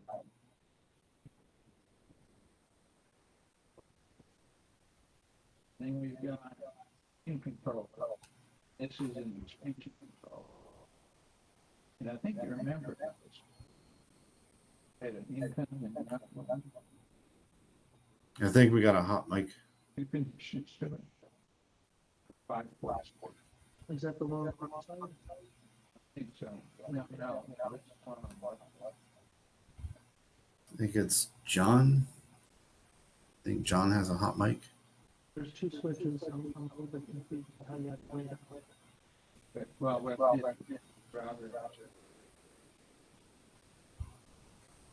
So what we want. Switch. Let's switch. Hey, John, I think you got a hot mic. Solar feeds out through this switch to this expansion controller. Okay, I can mute it myself. No worries. And I seen on here. Yeah, I noticed that like the audio visual died a little bit about 20 minutes ago. I was kind of hearing it, but then I just saw it. It looks like it's back up. Apologies for that. It must have been a glitch with WebEx. But anyway, going back to what we're talking about. Right, so an IATT, that's one of the authorizing decisions an AO can make, or authorizing official. Predominantly, you're going to see that with a proof of concept. And usually it's going to be a very short period of time. Ones I've seen is like 90 days, 3 months. That's generally what you're going to see. The last authorization decision that an authorizing official can make is a DATO, and that's bad. What that is the DATO is a denial of authorization to operate. Where you will see that, you'll see this in 2 instances from what I've seen. You'll see it in 2 places. You'll see it where either A, we're decommissioning a system, we're getting rid of the system, right? No longer need it for whatever reason. The authorizing official will grant, as part of the decommissioning of the system, they'll give it a DATO. A lot of times you'll see this, especially when a system, say I authorized the system and I gave it a 3-year ATO. I'm an authorized official, I gave a system a 3-year ATO. and then say a year into that 3-year ATO, for whatever reason, some new super cool system comes out that is going to fit the exact same mission or business function, and the decision is made is like, okay, that system we just gave a 3-year ATO for, we're going to decommission it. So what will happen is the authorizing official will grant a DATO for the system. The other time I've seen a the other instance where you would see a DATO for a system is when the system presents so much risk that you can't justify operating the system. The authorizing official will be like, look, the risk is too much based on the benefit that that information system gives the organization.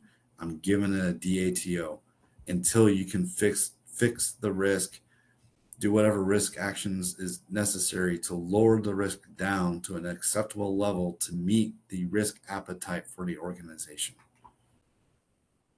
So those are the 4 risk, or the 4 authorization decisions that an authorizing official can make. But it lists a lot of this out here. All these things that is listing for the responsibilities during the authorized step, quite honestly, those are all, from what I've seen in practice, it's all kind of done together. When a system is going up for an authorization decision, this is what the AO does as part of that whole little process. And it kind of continues on. And then the AODR. So AODR, you don't have to have, generally recommended, but what the AODR, what NIST will say right here is conduct and coordinate response actions on behalf of authorizing official, except, here it is, everyone, except signing of authorization decision document and the acceptance of risk. Foot stomp, big foot stomp on that. That's the key thing. That's what separates an authorizing official from an AODR. An AODR absolutely cannot accept risk. They can do a lot of other things on behalf of the AO, but they cannot accept risk. And they cannot sign an authorization decision document. Therefore, they cannot grant an authorization decision. Key. I've seen that. I've seen a lot of people make that mistake.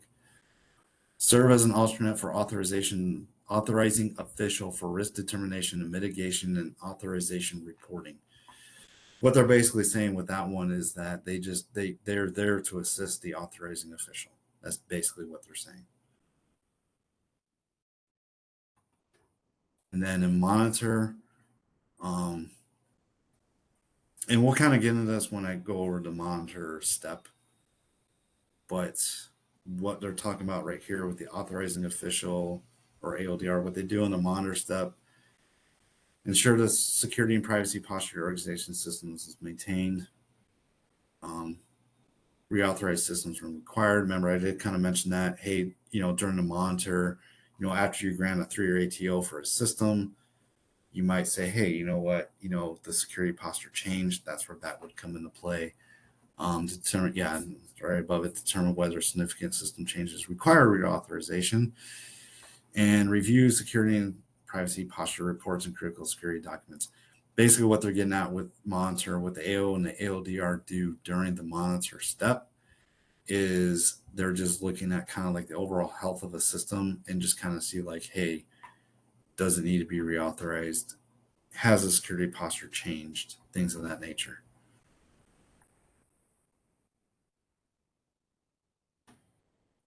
So getting to the next role, we talk about the information owner or steward. So the key takeaway for this, and on the CGRC exam, they don't get super in depth with what the information owner does, except for when they start talking about media protection. Now, when I took the exam, there was about, I want to say, 3 to 4 questions specifically regarding media protection. And really what they're asking was guidance that was coming from NIST 888, which talks about media protection. This is what NIST says the information owner does. I can tell you from experience, from practice, that's not exactly how this works from what I've seen. But again, all depends on where you're at, what your organization is doing regarding the implementation of RMF and or what federal agency you might be working for. But this is what NIST says um, for what the information owner or steward does. And again, it's down at the system level. That's one of the key takeaways from that is all done at the system level. And more on what the information owner does for what NIST says. I would say definitely know this for the know in general what the information owner does for the exam. But in practice, I haven't seen the information owner too involved in RMF in practice.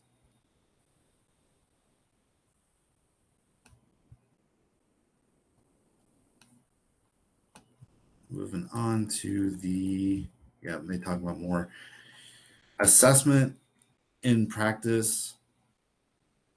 I haven't seen the information owner too involved in the assessment. For what NIST says, I mean, basically what they're getting at with NIST is that if there's any issues found with the security controls, that's where the information owner would get involved somewhat.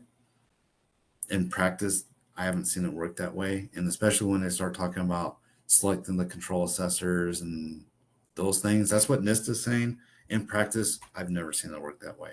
Generally speaking, the control assessors, selection, and all that, that's usually done by your CISO. That's what I've seen in practice. I get into authorize. To be quite honest, and this is what NIST says, the things that the information owner does.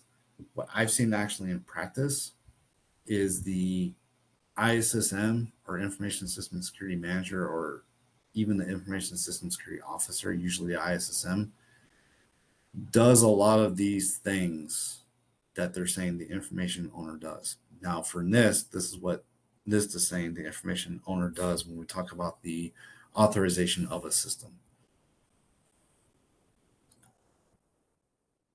And then monitor, again, this is what NIST says occurs for the information owner for a system in the monitor step. From actual practice, I've seen a lot of this fall much more on the information system security manager, not so much on the information owner. And then we talk about the system owner. So what NIST is saying, the system owner, yeah, they're pretty involved in the prepare step. I've mentioned it before, the system owner, depending where you're at, you might hear this called the program manager for a system. They're really kind of the same term. They do pretty much the same thing. What they say the system owner does for the prepare those responsibilities that identify stakeholders, the assets. They assist the senior agency official for privacy, identify the types of information to be processed, stored, and transmitted, conduct a system level risk assessment, define the protection needs, and register the system. That's what NIST says. In practice, I've seen it split up a few different ways. I've seen where the system owner / program manager will do some of the stuff. Some of it will be the information system security manager. Some of it will fall over to the actual, and I think John kind of mentioned it where he said the information system security engineer, or otherwise known as the system security engineer. See some of it done there. So, but this is what NIST says is the system owner does in the prepare step.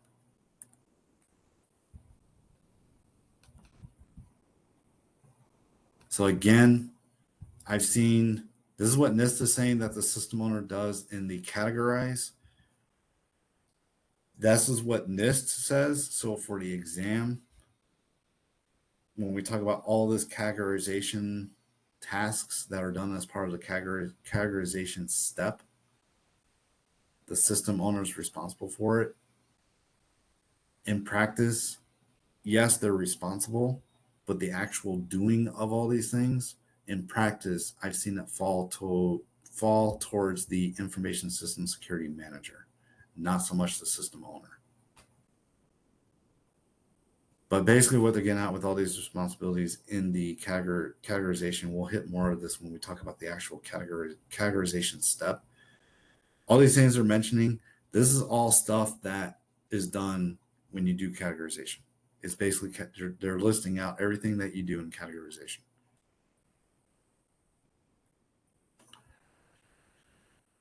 So the system security or privacy officer, otherwise known as the information system security manager. So what NIST is listing out here for what the ISSO or ISSM does is all the steps throughout RMF, with the exception of the categorization, which that's what NIST says, but in practice, I've seen the ISSM heavily involved in categorization. But for the exam, just understand that what NIST is saying is the ISSM is involved in the prepare, the select, the implement, the assess, and the monitor for an information system. And what they list here, we'll kind of go over it real quick, is for prepare, the ISSM is going to coordinate with the system owner to determine the authorization boundary and information types. That's pretty true. I've seen that in practice. Conduct the system level security and privacy risk assessments. That's absolutely true. Going over to select, support the system owner in selecting controls for the system. Somewhat true. Usually in practice, what I've seen is that the categorization is going to drive the actual baseline of controls. So a separate selection of controls, I don't generally see that happen, at least not in practice. But for what NIST says is that, yes, the system security or privacy officer is going to select controls. And they're talking about both cybersecurity controls and privacy controls. And then they talk about participate in the selection of the organization's common controls and in determining their suitability for use in the system. Now that's a key one right there, in that yes, the ISSM would be doing that. From what I've seen in practice, it's more than just participation. Usually, the ISSM is the one that's actually doing that, and they're working with the common control provider to make sure that they're selecting the common controls that would make sense for their system, right?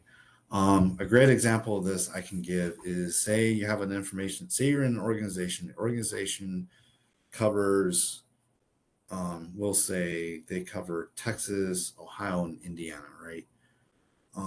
And say you're at a branch office, you're an ISSM for a information system that's located in Indiana. The whole common controls that are available for the organization, they might include things that are specific to, say, locations inside of Texas. Now, you're an information system security manager for an information system that would be located in Indiana. When you go to pull down inheritance of those common controls, if you try to pull down a common control that would cover for something that's inside of Texas, the common control provider is going to tell you no, as they should, because it doesn't make sense. You're an information system that's in Indiana. A common control that provides coverage for things in Texas doesn't make sense for your location. That's kind of what they're getting at with that one. Review the controls regarding their adequacy in protecting the information and system. Yeah, I've seen that in practice. What they're getting at with that one is making sure that how that control was implemented for either the information system or even the common controls in some instances, making sure that it's implemented correctly and will provide the actual mitigation of risk for the information system. Moving into implement, assist in the determination of an appropriate level of security commensurate with the impact level. Advise the system owner regarding security and privacy requirements. That's generally true to a point. This is where you'll also see an engineer get involved. But for the exam and for what NIST is saying, they say, yes, the ISSM does that. I would say, yeah, they do advise. For assess, moving down the assess step for what an ISSM or ISSO does, oversee the implementation of remediation action, review the security and privacy assessment plans, may act as a control assessor for low impact systems. Okay, that's what NIST says. I will tell you from both what I've seen in practice and just in a general separation of duties, you never should do that. Because the issue with doing that, when you're acting as a control assessor, because a lot of times what ends up happening is the ISSM is the one that's responsible in the implement step for actually implementing the security controls. And then here they're kind of saying, well, for low impact systems, they're going to assess them. So you can kind of see the problem there. It's kind of like as you know, me growing up in farm country, it's kind of like the fox watching the hen house. It's just not a good idea. But for what NIST is saying is that for low impact systems, the ISSM can act as a control assessor. But I can tell you in practice, that should never happen because it violates separation of duties. Coordinate the security and privacy assessment activities, coordinate security and privacy assessment report detail with the assessor. So what I can say is that that's what NIST is saying. In the exam, kind of keep that in mind. But in practice, as far as the whole coordination piece, I don't see that too much for what I've seen in practice. And then moving over to monitor, they support the information owner, system owner, participate in the formal configuration management process. So that's absolutely true. They do manage those things. So when we get into system security or privacy engineer, what I can say is this is what NIST is saying is that they are involved in these steps of RMF when we talk about the select, the implement, the assess, and the monitor of an information system. In practice, that's not exactly how I've seen this work, but for the exam, I would say definitely keep these in mind.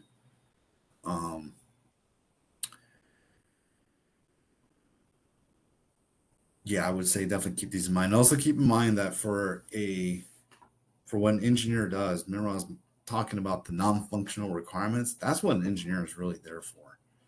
The engineer is there to make sure that these non-functional requirements are captured and that they get implemented on a system. So all the security stuff. That's what your system security privacy engineer is there for.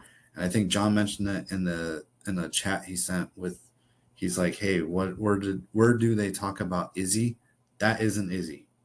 So if anyone's curious, when we talk about an information system security engineer or ISI and a system security or privacy engineer, they're kind of one and the same. It is pretty much the same role.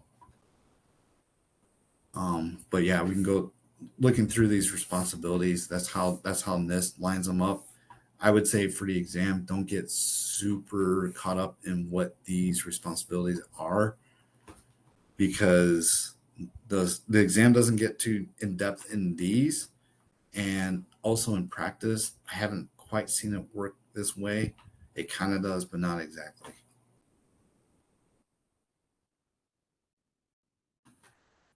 So when we talk about the sysadmin, so they say for prepare to identify the assets that require protection. Kind of. I would say the sysadmin is not really involved in that. That's usually more of your architect and or engineer, really your architect. And then they say for implement, yeah. So that's a key thing. To implement, that's where I've seen the most involvement from a sysadmin is implement, because they're, as the first bullet says, they implement the controls. Yes, absolutely 100% true. I've seen that in practice. That's generally what happens, especially when we talk about technical controls, configuration settings on the information system, firewall rules, things of that nature. Yep, that's what a sysadmin or a network admin does. So the user, this is what NIST says. I'll say that in practice, I haven't really seen it work this way. I know I did mention when I talk about user, and what term you might see used is not so much user, but user representative. That's where user representative comes into much more play. Um, and then when we talk about the monitor for what a user does, identify the changes to the mission, business, or operational security and privacy requirements. I don't really see a user doing that. Usually that's going to be your system owner, and they're going to do that in coordination with like a security engineer, from what I've seen in practice. Report any weaknesses in or new requirements for current system operations. Yes, I've seen that in practice. Submit and justify system change requests. Yeah, I've seen that too. When we talk about configuration change management, that is where I see a user does get involved. In practice, they get involved in that, identifying that for an information system. And then we move down into control assessor. The primary thing that control assessor does is step 4 assess, because guess what? They assess security or privacy controls. That's the bottom line. Develop security and privacy assessment plan. That's what NIST says. In practice, I haven't really seen that. Usually what I've seen is that the, actually no, in practice I have seen that. The SCA, you'll see that you will hear the term SCA, security control assessor. Yes, they do develop the assessment plan. Conduct assessment of the controls. Yes, absolutely 100%. Now in practice, they say right here, used in or inherited by a system. Yes, that is true for the ones that are actually worked in the system. If you inherit controls, from what I've seen in practice, is that the assessment of controls inherited by a system is not done when that system goes through the RMF process.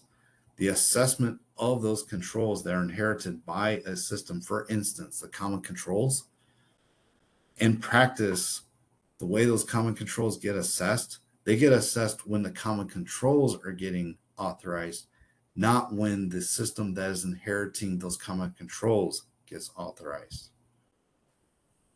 Reassess any weak or deficient controls that have been corrected. Yes, that's true. Note, the senior agency official for privacy is responsible for assessing privacy controls. At the discretion of the organization, the privacy controls may be assessed by an independent assessor. That is 100% absolutely true. And that gets to what I was mentioning before, where I said you have to have a senior agency official for privacy. You have to have a senior agency official, senior agency information security officer, SASO or CISO.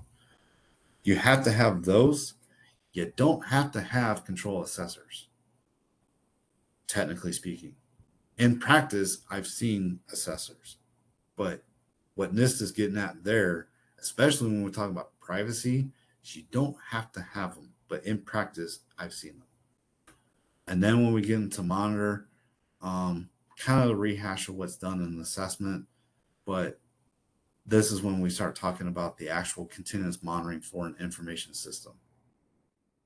And that covers all the roles. And that was a long one. I appreciate everyone rolling through that. And I know we had a bit of an audio visual problem about 40 minutes, almost 50 minutes ago. I do apologize for that. I think there was something going on with WebEx, but it looks like we got everyone back. It's kind of hard for me. I don't have multiple monitors, so it's kind of hard for me to see if something goes on with the actual WebEx and when I'm actually going through and discussing all the stuff about the RMF.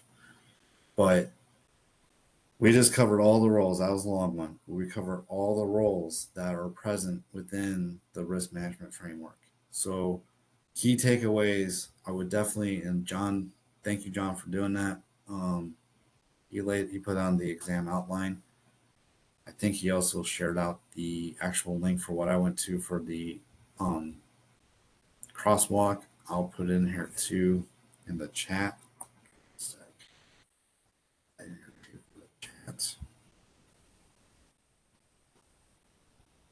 So that's the crosswalk. That is exactly where I got all that information from.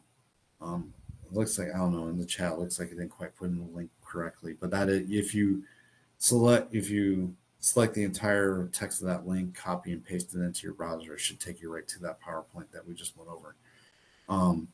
But that's all the roles in RMF.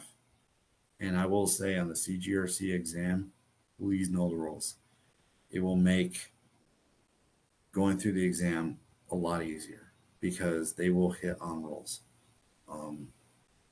They'll hit on what they'll do a lot from what I saw in the exam. They're going to ask you things like, hey, in this RMF step, who does this, right?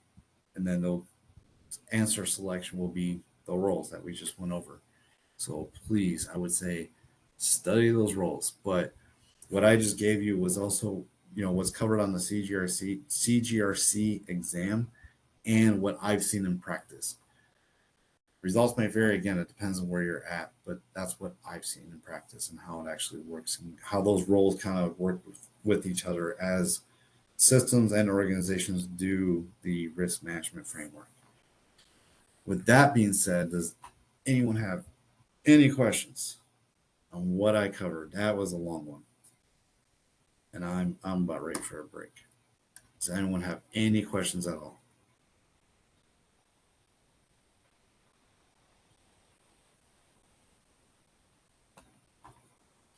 If there are no questions, so right now, checking the time, I got 10:50.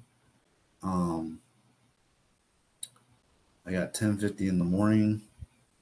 I think we're all digesting all the information. Yeah, it was a lot. I will be honest, that was a lot of information to push down. When we go over the RMF steps tomorrow, I'm gonna go over the tasks and I'm gonna try and tie back to what we just discussed with the RMF roles. Because I know it's a lot. It's a lot to digest. It's a lot of information. But when I do that tie-in of the actual RMF steps back over to the roles, I hope it kind of ties some of these pieces together, some of the questions you might have regarding all these roles that we just went over when we're talking about RMF and what they do. But with that being said, I'm showing about 10:50 where I'm at, so about 10 till top of the hour for wherever you're at. I plan on going until about noon my time with the discussion. I'm kind of thinking about not going much more in discussion because I want a lot of Q&A.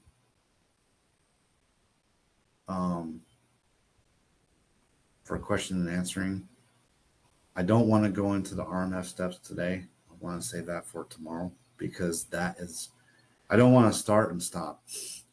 Because honestly, I think we do need a whole day to go over the steps of RMF and kind of hit back towards what we just went over with all the roles inside of RMF and how they all tie together with all the different steps. So with that being said, I think we'll take a bit of an extended break, about 20 minutes. And then we will roll into a question and answer, and then we'll call it a day. What does everyone think of that plan?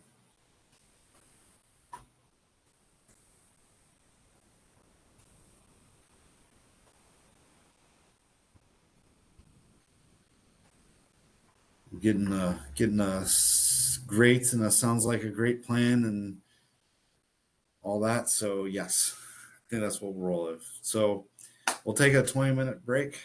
And then when I come back, we'll go ahead and I have a lot of reading to catch on. Yeah, there's a fair amount of reading.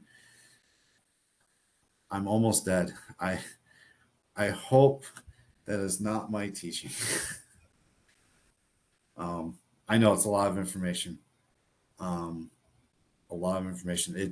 be honest. I've been doing So I've been doing RMF for a good like 3 years, like actually heavily involved in RMF. Um, and when I first started doing RMF, I mean, this stuff was Greek to me because I was like, what is this? Right. I mean, I knew cybersecurity, I knew, information protection, things of that, when we do controls and that kind of stuff. But this whole thing when we talk about managing the risk, not just at a system level, organization level, all the intricacies, the interplays between all the different roles, how you actually execute on doing RMF. It took me a good, and it took a lot of reading, but it took me a good like month to 2 months for me to like, okay, I get it. I understand it enough to be functional in doing RMF. This is like a 3-day boot camp, so I know it's a lot of information to be fire hosing out to everyone. But yep. So let's take a 20-minute break, and then when I come back, question and answer.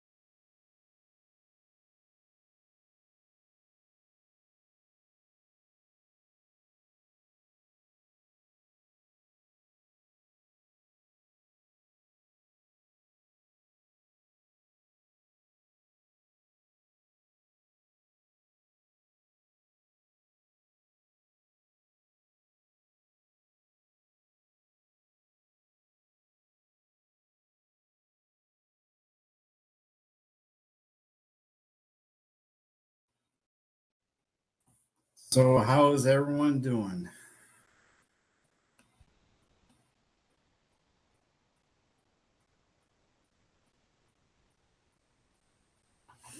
Got a good. Everyone's still alive from that last. That was long. That was long. I needed that 20-minute break. Yeah, that was long. So the thing to understand with me doing the boot camp, I don't I don't expect everyone to be able to like go ahead this week and take the CGRC exam. I wouldn't recommend that. I would say, and I'm gonna make these. I'm recording all this on after I do a little editing here and there. Probably cut out like the. I let the recording on when we took breaks. I'll probably cut that out. And I'll make the recordings available. But my intent with this, and yeah, it probably seems like a bit of a fire hose of information. My intent wasn't so much to make it a fire hose, but I mean, it's a lot of information to put out. And I would say probably my intent with this is like everyone that's attending, they at least get exposed to, hey, what is RMF? What is it all about? What are we talking about when we're talking about risk assessments? This whole thing that we talk about CGRC, or governance risk compliance. What is that all about? Do understand that this boot camp is to help you prepare to take the CGRC exam, but the CGRC exam is pretty much the same as when it was CAP or Certified Authorization Professional. They used to call it the RMF exam because that's pretty much what it is, what it was, and what it is currently today. What I foresee IEC Squared doing with CGRC is they're going to turn it into GRC. They're going to cover not just RMF. They're going to cover, again, crystal, or magic 8 ball, looking into the future. I see where they're going to take this and make it more, where they're going to hit on things with compliance. What is that? Maybe a few things that if you've taken the CYSA exam from CompTIA, they might start including some of those things in there. When we talk about the CSF, Cybersecurity Framework, we'll do that not tomorrow, day after. They'll probably hit on some of that. When you talk about governance, they're going to hit on some of the things when we talk about some of the policy stuff. That's where I foresee IC Squared going. They're supposed to do a rewrite of the exam. I think it's the end of this year, going into next year. The renaming of the exam, I feel, was in preparation for that, was for where they're going to go with the exam. As it currently stands right now, from what I'm tracking, the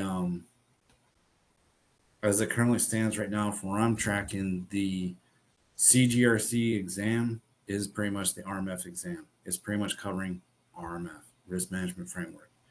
So that's what a lot of this training is going to be focused around, is the Risk Management Framework. Going into tomorrow when we covered the steps of RMF, and then going into Wednesday when we talk about some more on the steps of RMF, and when we start talking about some of the things with CSF, AI for RMF AI, or AI for AI RMF.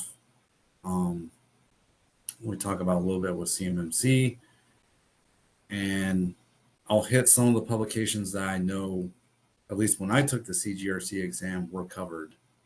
We talk about 888 media protection, and when we talk about 800 137 continuous monitoring, and then we'll also hit on 800 160, and we'll cover, not real in depth because the CGRC exam doesn't go real in depth on it, but we'll cover SDLC and how it relates back to RMF. So with that being said, like I said, right before the break, we're gonna shift away from me doing lecturing, instructing, and it's gonna be the rest of the day, maybe for next half hour, however long, shifted into a Q&A session, because I don't want to go into the steps of RMF. I think I've doused everyone with enough information for today. We'll cover the steps going in starting tomorrow. So at this time, open it up for everyone to ask your questions on what we covered today. We covered risk assessments, risk, a lot from the 830 Rev 1, and we covered the NIST RMF crosswalk, and we talked about all the roles and like what they do and how they're involved in the whole RMF process. So at this time, go ahead and fire away with your questions, whatever questions you may have.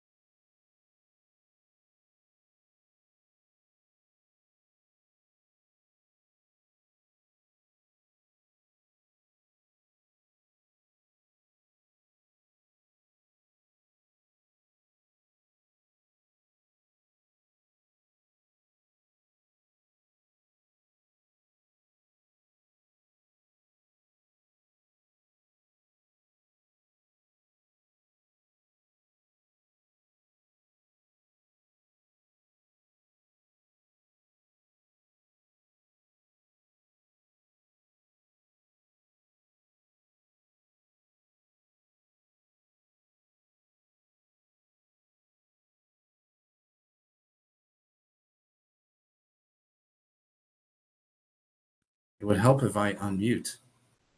That would help. Sorry, I muted. So to answer your question, because I had myself muted, shame on me. They didn't hit any specific step. It was all of them were covered. There wasn't like a specific one where they say, hey, they really hit on say implement. They hit them all. The questions I had, they covered every step of RMF.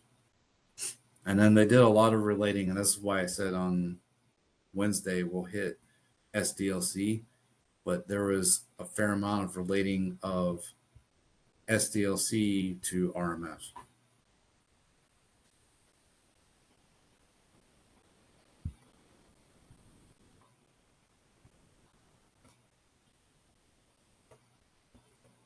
No worries.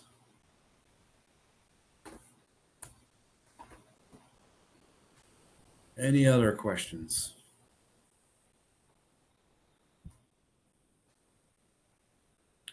Don't be shy.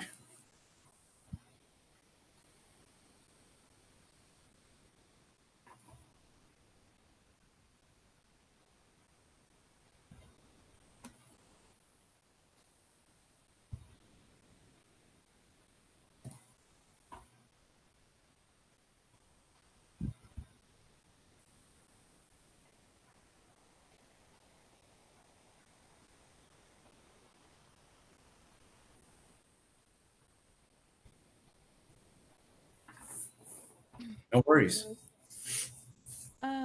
So I know we hit a lot on the roles and responsibilities crosswalk.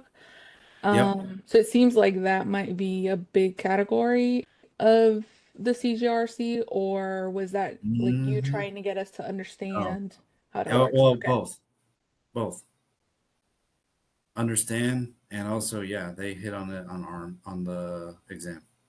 Okay. So They when come. when on the exam, it's more they'll give you a role, let's say head of agency, and then they'll give you a scenario. Is that kind of how it works for those questions, or? So the CGRC exam, it's one of the easier ISC squared exams. And the reason why I say that is because the questions are much more straightforward. Hmm. You're not going to get a whole lot of, if you've ever taken like CISSP or any of the other ISC squared exams, Mm-hmm. yeah, the ISC squared exams tend to mess with you. Let's be blunt, they do. I think that's somewhat intentional. So they'll give you some weird questions on there, and the way they ask a lot of scenarios on like CISSP. Going over to CGRC is not nearly as much scenario based.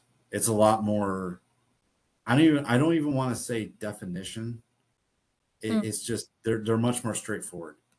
I mean, and when they do give you scenarios on the CGRC exam, they're not like drawn out scenarios where like they're gonna have like irrelevant information in them or any craziness like that, like CISSP.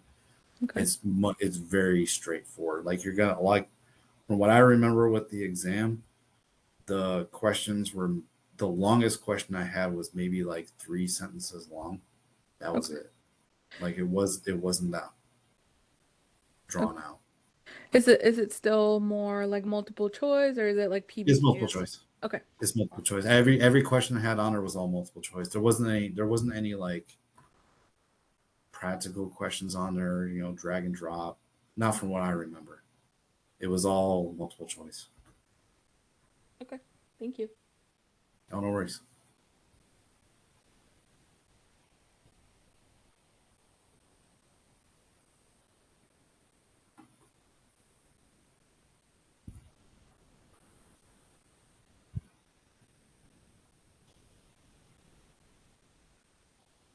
And I hope that answers your question, Sam. It's not.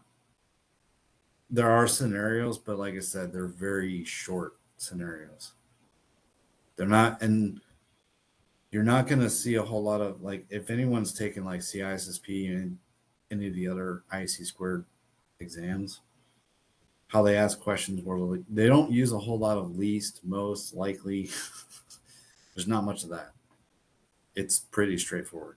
It's like I said, CGRC, unless they've drastically changed it in the last 6, 7 months or so, it's one of the easier exams to take from IC squared.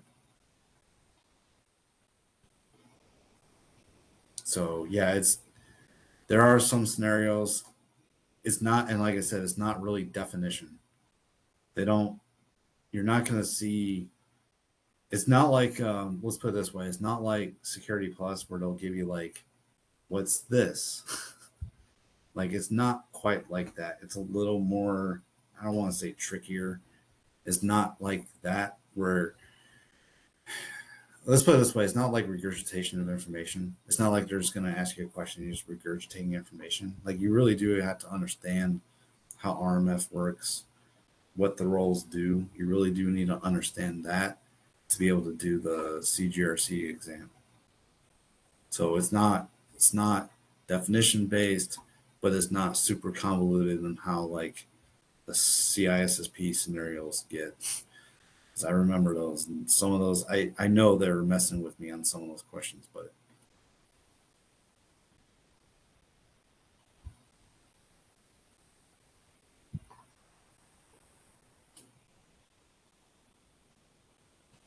I see a hand raised.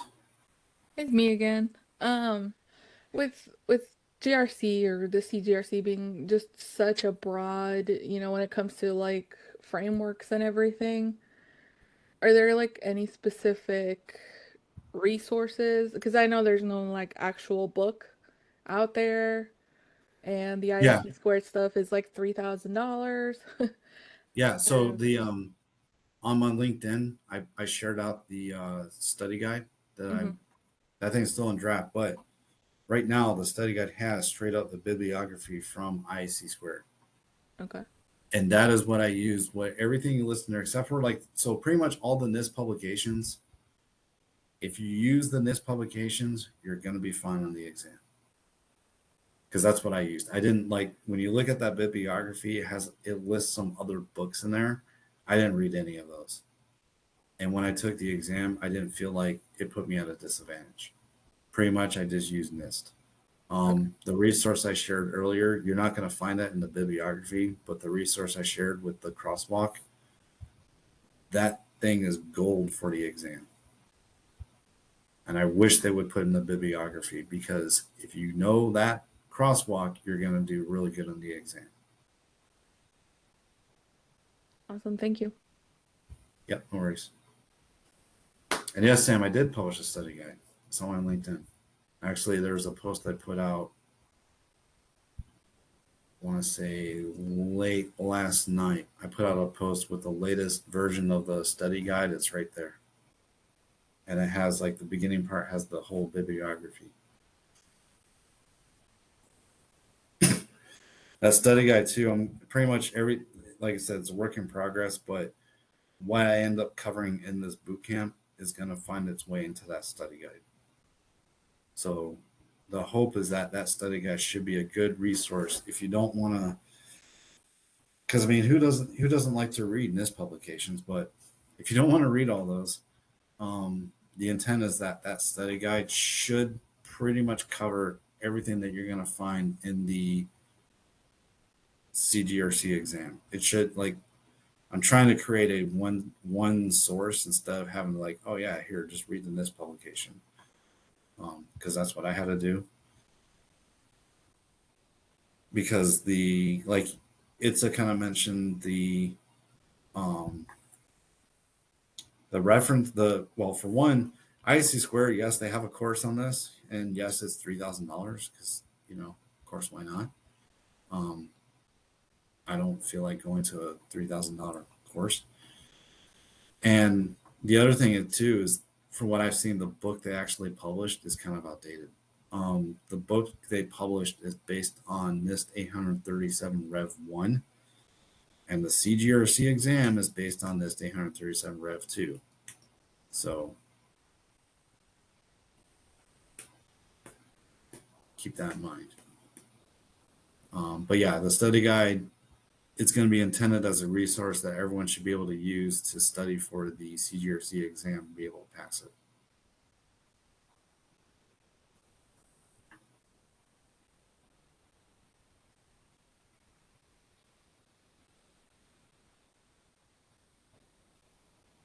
Yeah, charge $3,000. I should.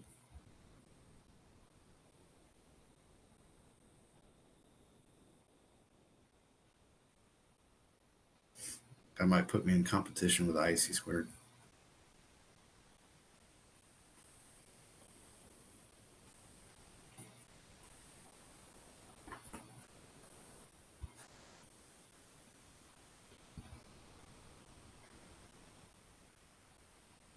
Is there any other questions?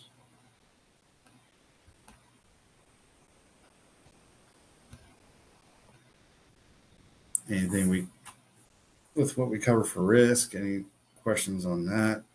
Risk framing, roles, any questions on that? One thing I will say with roles, I think I mentioned it before, but if you're kind of fuzzy on what the roles are, I would say let that information digest. And we're going to be covering the steps tomorrow. So my hope is that whatever didn't quite make sense, I might be able to tie up those loose ends tomorrow when I talk about the actual steps. It might kind of clear the fog, make a little more sense. Because I know when I went over roles, I mean, we went, I think, for a good hour and a half. That was a lot of information. I didn't quite plan on doing that, but I didn't want to stop in the middle of covering the roles.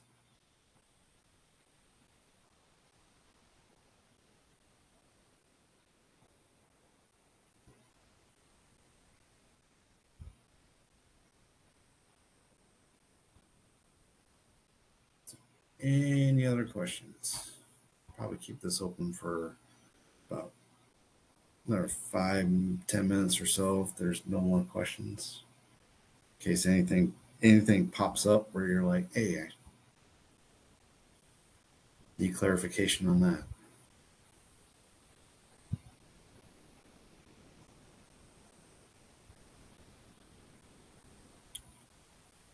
Kind of unrelated, but I heard there's bad storms over on the East Coast right now.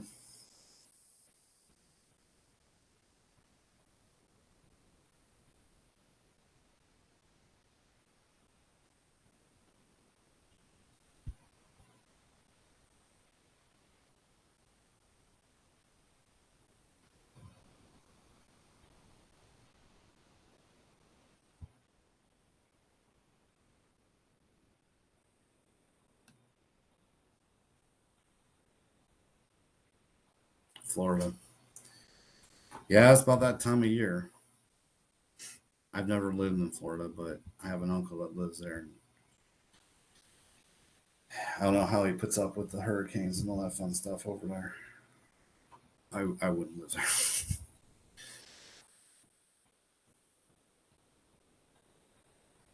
I've experienced winter on the East Coast. It wasn't fun.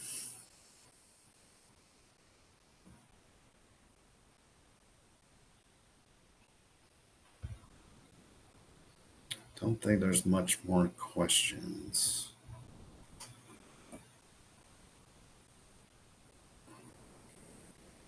So there's no more questions. I think I'll go ahead and close this out. I know we said it would be 8 hours today.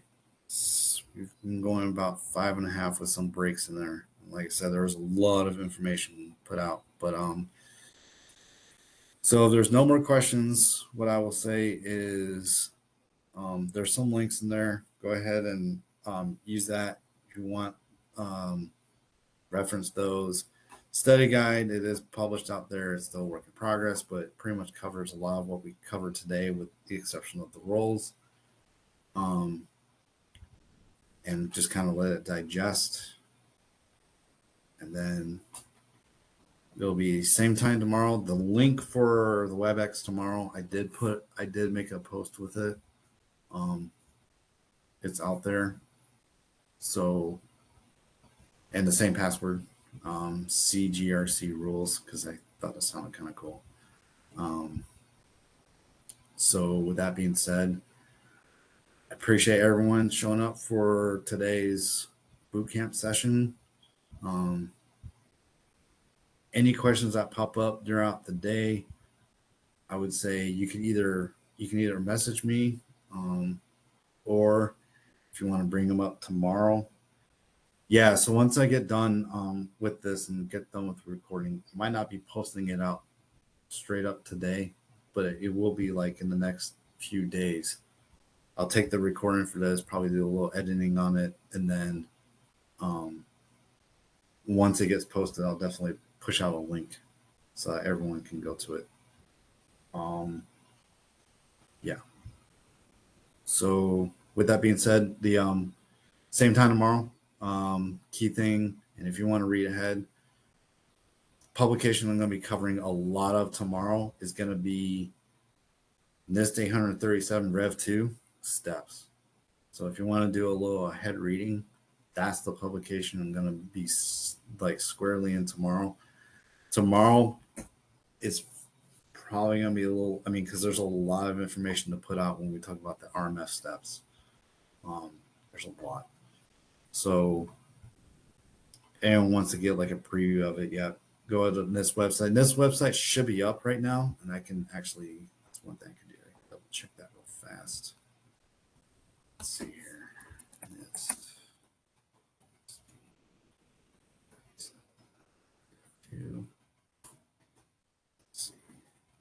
Let's see if this thing's up.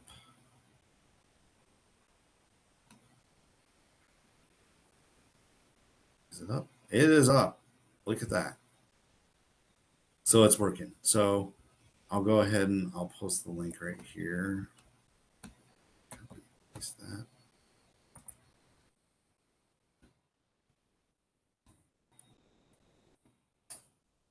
So there's a link to NIST 837 Rev 2. That's exactly the publication I'm going to be using tomorrow. That's pretty much what I'm going to be using for tomorrow.